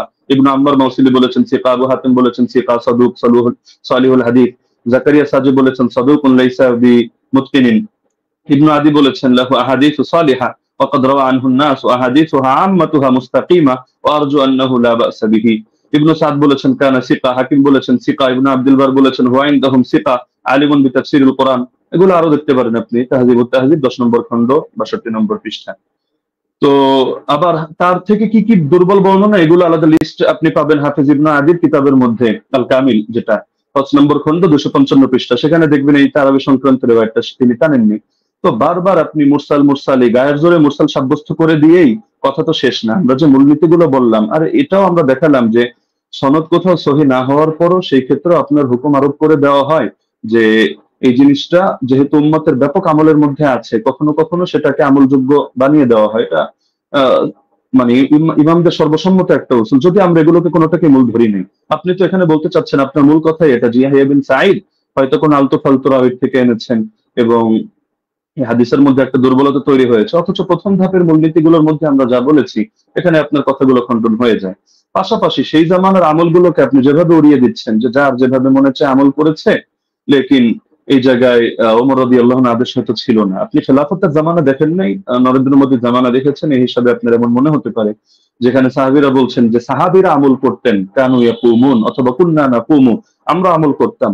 তো তারা সকলে আমল করতেন আর খলিফা এখানে কিছু জানতো না, কিন্তু কোন বাড়িতে কি হচ্ছে না হচ্ছে এরকম সূক্ষ্মাতি সূক্ষ্ম অনেক বিষয় পর্যন্ত খলিফা জেনে যাচ্ছে। এটা তো অদ্ভুত ব্যাপার। খেলাফতের জামানার ব্যাপারেও যে বেদাত ওমরের জামানায় চলছে, যে ওমর একেবারে হুদাইবিয়ার সন্ধি হলো যে গাছের নিচে সেই গাছ কেটে দিয়ে আসছে, হাজরে আসওয়াদ চুমু খাওয়ার সময় পর্যন্ত ক্লিয়ার ভাবে বলছে যে আমি এই আকীদা পোষণ করি না তুমি কারো ক্ষতি করতে পারো, উপকার করতে পারো, বরং আমি এজন্য করছি তোমার গায়ে চুমু খাচ্ছি যে আল্লাহ রাসূল সাল্লাল্লাহু আলাইহি ওয়াসাল্লাম চুমু খেয়েছেন এই কারণে। তো আপনি যে কথাগুলো বললেন একটা নতুন কথা আসলে আমি পাইনি। এগুলো হাফেজ জুবাইর আলী জাহিদ কিতাব যদি কেউ পড়ে, বা শাইখ আলবানী সালাতুত তারাবি পড়ে, অথবা আপনার আব্দুর রহমান মোবারকপুরি সাহেবের কিতাবগুলো পড়ে, ব্যাস ওই যা বলেছে আপনিও ঘুরে ফিরে সেই কথাগুলোই বলেছেন। বাকি মজার একটা বিষয় হলো আমি এমন অনেক উসুল টেনেছি যেটা হয়তো আপনার কমন পড়ে নাই, তো যার কারণে আপনি এই জিনিসগুলোকে পুরো স্কিপ করে চলে যাচ্ছেন। তাইসিরু মুসতালাহিল হাদিস, আর এই পৃথিবীর ইতিহাসে হাদিসের ইসতিলাহ নিয়ে কি এই কিতাবটা এই মাত্র কয়দিন আগে লেখা হলো? এর আগে ১,৫০০ বছরে হাদিসের ইসতিলাহের উপরে কোনো কিতাব লেখা হয়নি। আপনি মুরসালের সংজ্ঞা দেখাচ্ছেন যে মুনকাতি হাদিস কারো মতে গ্রহণযোগ্য না। আচ্ছা, কোন পর্যায়ে মুনকাতি গ্রহণযোগ্য না? খালি শিরোনাম দিয়ে হুকুম লাগিয়ে দিলেই হয়? তাহলে তো ঈমান ভঙ্গের কারণ যে 10টা শেখ মোহাম্মদ বিন আব্দুল ওয়াহাব নজদি রাহিমাহুল্লাহ থেকে বর্ণিত আছে, এগুলো শিখে সবাই খারিজি হবে এভাবে যে যে জাদু করে সেই কাফের হয়ে গিয়েছে, যে কাফেরদেরকে মুসলমানদের বিরুদ্ধে সাহায্য করে, কোনো শর্ত নাই, কোনো হদ নাই, কোনো কয়েদ নাই, ঢালাওভাবে কাফের হয়ে গিয়েছে। তো এভাবে শিরোনাম দেখলে তো মুশকিল। এগুলোর ব্যাখ্যা তো ইমামদের থেকেই নিতে হবে। বক্তব্য যাদের থেকে নিবেন আপনার বক্তব্যের ব্যাখ্যাও তো তাদের থেকে নিতে হবে। আর আপনি বললেন যে আমি কথা প্রসঙ্গে মেনে নিয়েছি যে ওমর রাদিয়াল্লাহু তাআলা আনহু তিনি শুরুতে 11 রাকাতের আদেশ দিয়েছিলেন। এটা তো আমি আমার বাক্যগুলোকে খেয়াল করেন না, নাকি বোঝেন না আমি ধরতে পারি না, নাকি আপনি পয়েন্টগুলো নোট মানে লিখে না রাখার কারণে এমন ঝামেলা হচ্ছে সেটাও বুঝতে পারি না। যে দেখা যাচ্ছে যে এটা তো আমি বলেছি তর্কের খাতিরে যদি মানে অনেক কথা আমি দুইভাবে জবাব দিয়েছি, জবাব ইলজামি, জবাব তাসলিমি, ইলমি উসুলের আলোকে। তো দুইভাবে জবাব দেওয়ার কারণে আপনি কোন ক্ষেত্রে কি হুকুমে যাবে এটা তো আপনাকে শাস্ত্রীয় আলোকে বুঝতে হবে। আপনি যে কোনো জিনিস শুধু একটা ব্যাস গোল্ডেন চেইন, মাদানী রাউি অথবা বুখারী মুসলিমের শর্তে উন্নীত ইত্যাদি ইত্যাদি একটা বলে দিলেন, ব্যাস হয়ে গেল। বিষয়টা এমন না। যেহেতু আলোচনা আমাদের শাস্ত্রীয় বিষয়, এটা কোনো মাযহাবী তাকলিদি বিষয় না যে মুখোমুখি রেফারেন্সে আমাদের কথা বলতে হবে। ইবনে উসাইমিনের হাওয়ালায় আপনি বললেন যে আমি কয়েকটা কথা টেনেছি, ওইখানে আমি ইবনে উসাইমিনের হাওলায় টানি না, শেখ সালেহ আল মুনাজ্জিদের হাওলায় টেনেছি। এটা আবেগে আপনি কয়েকবার এটা উচ্চারণ করেছেন। আর এখানে আমি তার ফতোয়া দেখাইনি, আমি এখানে ফতোয়া উল্লেখ করার জন্য বসিও নেই আপনার সামনে। এখানে আমি দেখিয়েছি যে তারা সকলে বি আমরিহি, অর্থাৎ এটা যে ওমরের আদেশে হয়েছে এই বিষয়টা তারা অস্বীকার করে নিয়েছেন। তো সুতরাং মানে যে জিনিসগুলো আপনার স্পষ্ট, তো সেই জিনিসগুলোকে গায়ের জোরে তো আপনি প্রমাণ করে নিতে পারবেন না যে না এই জিনিসটা, এই প্রশ্ন আমি আপনাকে ছুড়ে দিলাম, এটার জবাব দেন, ওটার জবাব দেন, ওটার জবাব দেন, না দিলে বেশ তাহলে সাব্যস্ত হলো আমার কথাই সহি। বিষয়টা তো এমন না, শাস্ত্রীয় মূলনীতি। আপনি এই আলোচনা শেষ হওয়ার পর ঠান্ডা মাথায় বসেন, আমি নতুন কোনো কথা আপনাকে ছুড়ে দিচ্ছি না, যেহেতু আপনি খণ্ডন করার সময় পাবেন না, এটা আসলে আদবের দাবি না। ছুড়লে আমি ছুটতে পারি, আপনি ভবিষ্যৎবাণী করে দিয়েছেন যে এমন কৌশল হয়তো আপনি করবেন, আমরাও বুঝি না, এত বোঝার দরকার নেই। আহ আমার ব্যাপারে খারাপ ধারণা আপনি অযৌক্তিকভাবে রাখারও কোনো কারণ নেই। আর আমি তো আপনার মতো পুরোনো ডিবেটারও না যে এখানে ডিবেটের কৌশল খাটিয়ে আমি আপনাকে পরাজিত বা অপমানিত বা লাঞ্ছিত করতে চাবো না। আপনি আমার দিনী ভাই, মহাব্বতের ভাই। আপনি কাফের মুশরিকদের বিরুদ্ধে যে কাজ করেন আমি এগুলোকে শ্রদ্ধা করি এবং উৎসাহ দিই, দোয়াও করি।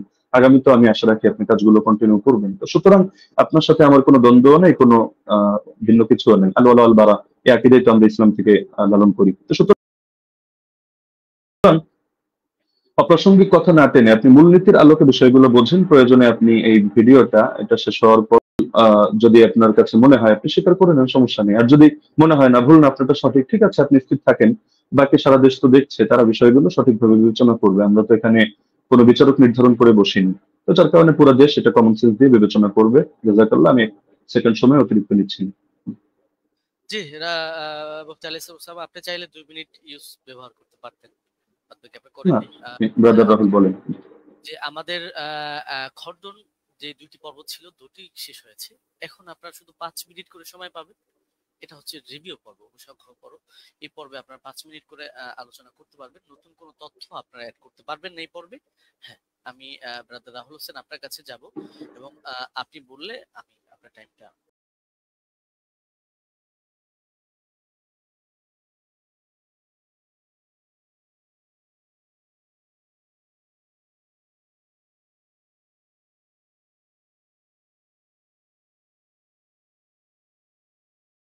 শুরু করব।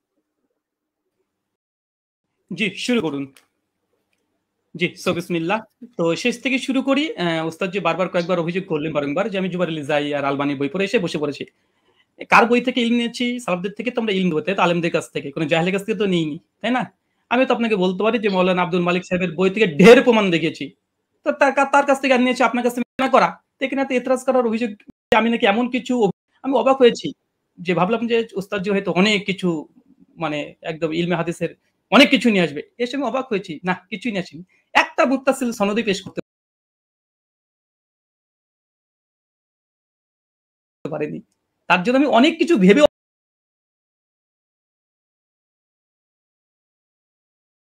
অনেক কিছু রেডি করে গেছি। দুর্ভাগ্য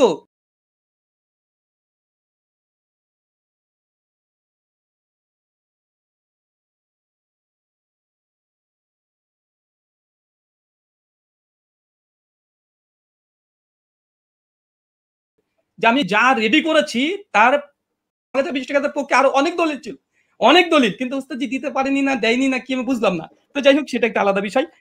এখানে লাস্টে তিনি ঘুরে দিলেন যে এটা ইনকেতা। ইনকেতা কেমন ইনকেতা? জি, আপনার চেয়ে তো অনেক বড় বড় উস্তাদজিরাই তো আমাকে শিখিয়ে দিয়েছে এটা ইনকেতা। যেমন দলিল নামাজে মাসাল বই তো দেখালাম, তিনি ইনকেতা স্বীকার করে নিয়েছেন, মুরসাল স্বীকার করে নিয়েছেন। জাফর যে হাদিস সহিহ হওয়ার জন্য 5টা শর্ত মুত্তাসিল না, বিচ্ছিন্ন ঘটেছে, ওলামারা স্বীকার করে নিয়েছে। আজ যদি আপনি অস্বীকার করতে চান, জনসাধারণ দেখছে, এমন খেয়ানত অন্তত করাটা উচিত নয়। যেখানে আমাদের মাওলানা আব্দুল মালিক, আব্দুল মতিন সাহেব স্বীকার করে নিয়েছে ইনকেতা ঘটেছে, আর আপনি এসে বলছেন যে ইনকেতা ঘটেনি। ইনকেতা ঘটেছে, তারা মূর্খ। নিলাম আচ্ছা আছে, জমা হওয়ার কথা আছে। আচ্ছা ওস্তাদ জি, এটা কি ইনসাফ? মোহাম্মদ বিন ইউসুফ থেকে টোটাল 8 জন বর্ণনা করছে তারাবি রাকাত, 5 জন বর্ণনা করছে 11 রাকাতের পক্ষে, এই 6 জন, আর মাত্র দাউদ বিন কায়েস বলছে 11 রাকাত। তাহলে 7 যদি হয় কোনটা হবে? দাউদ বিন কায়েসের বিরুদ্ধে মোহাম্মদ বিন ইউসুফ একটু আমাকে জানিয়ে দিবেন। আর 2, দাউদ বিন কায়েসের আমি আরেকটা অংশ বলেছি, ওটা আপনি হয়তো হজম করতে পারেননি, কারণ এই দলিলটা নতুন আপনার কাছে, বুঝতে পারেননি। আমি বলেছিলাম যে দাউদ বিন কায়েস তিনি আরেকজন তার ছাত্রের কাছে ইমাম ফারাবির কিতাব সিয়াম থেকে দলিল দিয়েছি যে তিনি বলেছেন উমর রমজান মাসে তারাবির জামাত শুরু করেছে, কত রাকাত উল্লেখ নেই। এবং মুসান্নাফ আব্দুর রাজ্জাক ওই সনদেই ওখানে আছে দাউদ বিন কায়েস ওয়া গায়রহু, এবং আরেকজন বর্ণনা করছে, কে বর্ণনা করছে উল্লেখ নেই। এখানে দাউদ বিন কায়েস রাহিমাহুল্লাহ তিনি অন্য ছাত্রকে বলছে কোন রাকাতের কথা উল্লেখ করেনি। তাই যদি সাজ হতে হয় 21 টাকাতে বর্ণনা সাজ, কেন দাউদ বিন কায়েসের বিরুদ্ধে 5 জন 1 রাকাত বর্ণনা করেছে। ইয়াহিয়া সাইদ আল কাত্তানের মতো রাবি আছে, কাকে চাই আর কে এই হাদিসে এসে সাজ হওয়ার কারণে জয়ীব। প্রথম কথা, এখানে বলছেন যে ইমাম মালিক থেকে নাকি আমি প্রমাণ পেশ করতে পারবো না যে ইমাম মালিকের ছাত্ররা, কারণ যে মাযহাবের আমি মত বর্ণনা করব সেই মাযহাবের ইমাম থেকে দেখাতে হবে। আমি মনে ভুলে গেছেন, আপনি যে কাসিম থেকে বর্ণনা পেশ করেছেন ওই কাসিম থেকে দেখিয়ে দিয়েছি। ইবনুল কাসিম ইমাম মালিকের ছাত্র সাং বলছে যে ইমাম মালিকের যুগে 36 রাকাত হতো, কিন্তু ইমাম ইবনে কাসিম নিজে বলছে যে আমি, ইমাম মালিক বলেছেন যে ফি নাফসি, আমার জন্য ইহিদা আশারা, আমি 1 রাকাতকে গ্রহণ করেছি। মানুষ কি পড়ছে ইমাম মালিকের জামানায়। ইমাম মালিক কত গ্রহণ করেছে? কত? তিনি 1 রাকাত। আমি আপনাকে 2-3টে প্রমাণ দেখেছি। বদরুদ্দিন আইনের কথা বলেছেন, বলছে সনদবিহীন।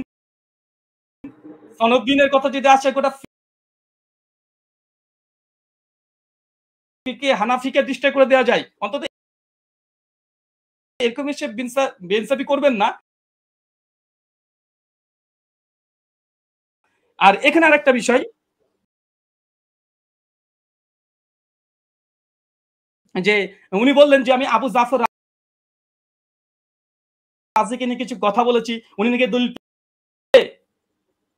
আবুল আলিয়ার হাদিস মুক্তারা আল মুক্তারা আল হাদিস দিয়ে, মানে কি বলছি কি বলছে হয়তো এগুলো শুনতে পাচ্ছেন না। তো সর্বোপরি কথা হচ্ছে এটা মুয়াত্তা মালিকের যে হাদিস আলহামদুলিল্লাহ গোল্ডেন চেন, এবং মুয়াত্তার উপরে যে অভিযোগ করেছিলেন যে দাউদ বিন কায়েস এখানে যঈফ, দাউদ বিন কায়েসের হাদিসে সাজ, ইমাম মালিক মুয়াত্তা মালিকের হাদিসের পক্ষে 7 জন আর হাদিস বর্ণনা করছে আলহামদুলিল্লাহ। আর 2 নম্বর, ওস্তাদ জি যতগুলো দলিল দিয়েছে সব সনদ ইনকিতা আছে, উনি এটাকে যতই জোর করে প্রমাণ করার চেষ্টা করুক যেটা ইনকিতা সনদ গ্রহণযোগ্য, আমিও 4 জন মুহাদ্দিসের কথা নকল করেছি।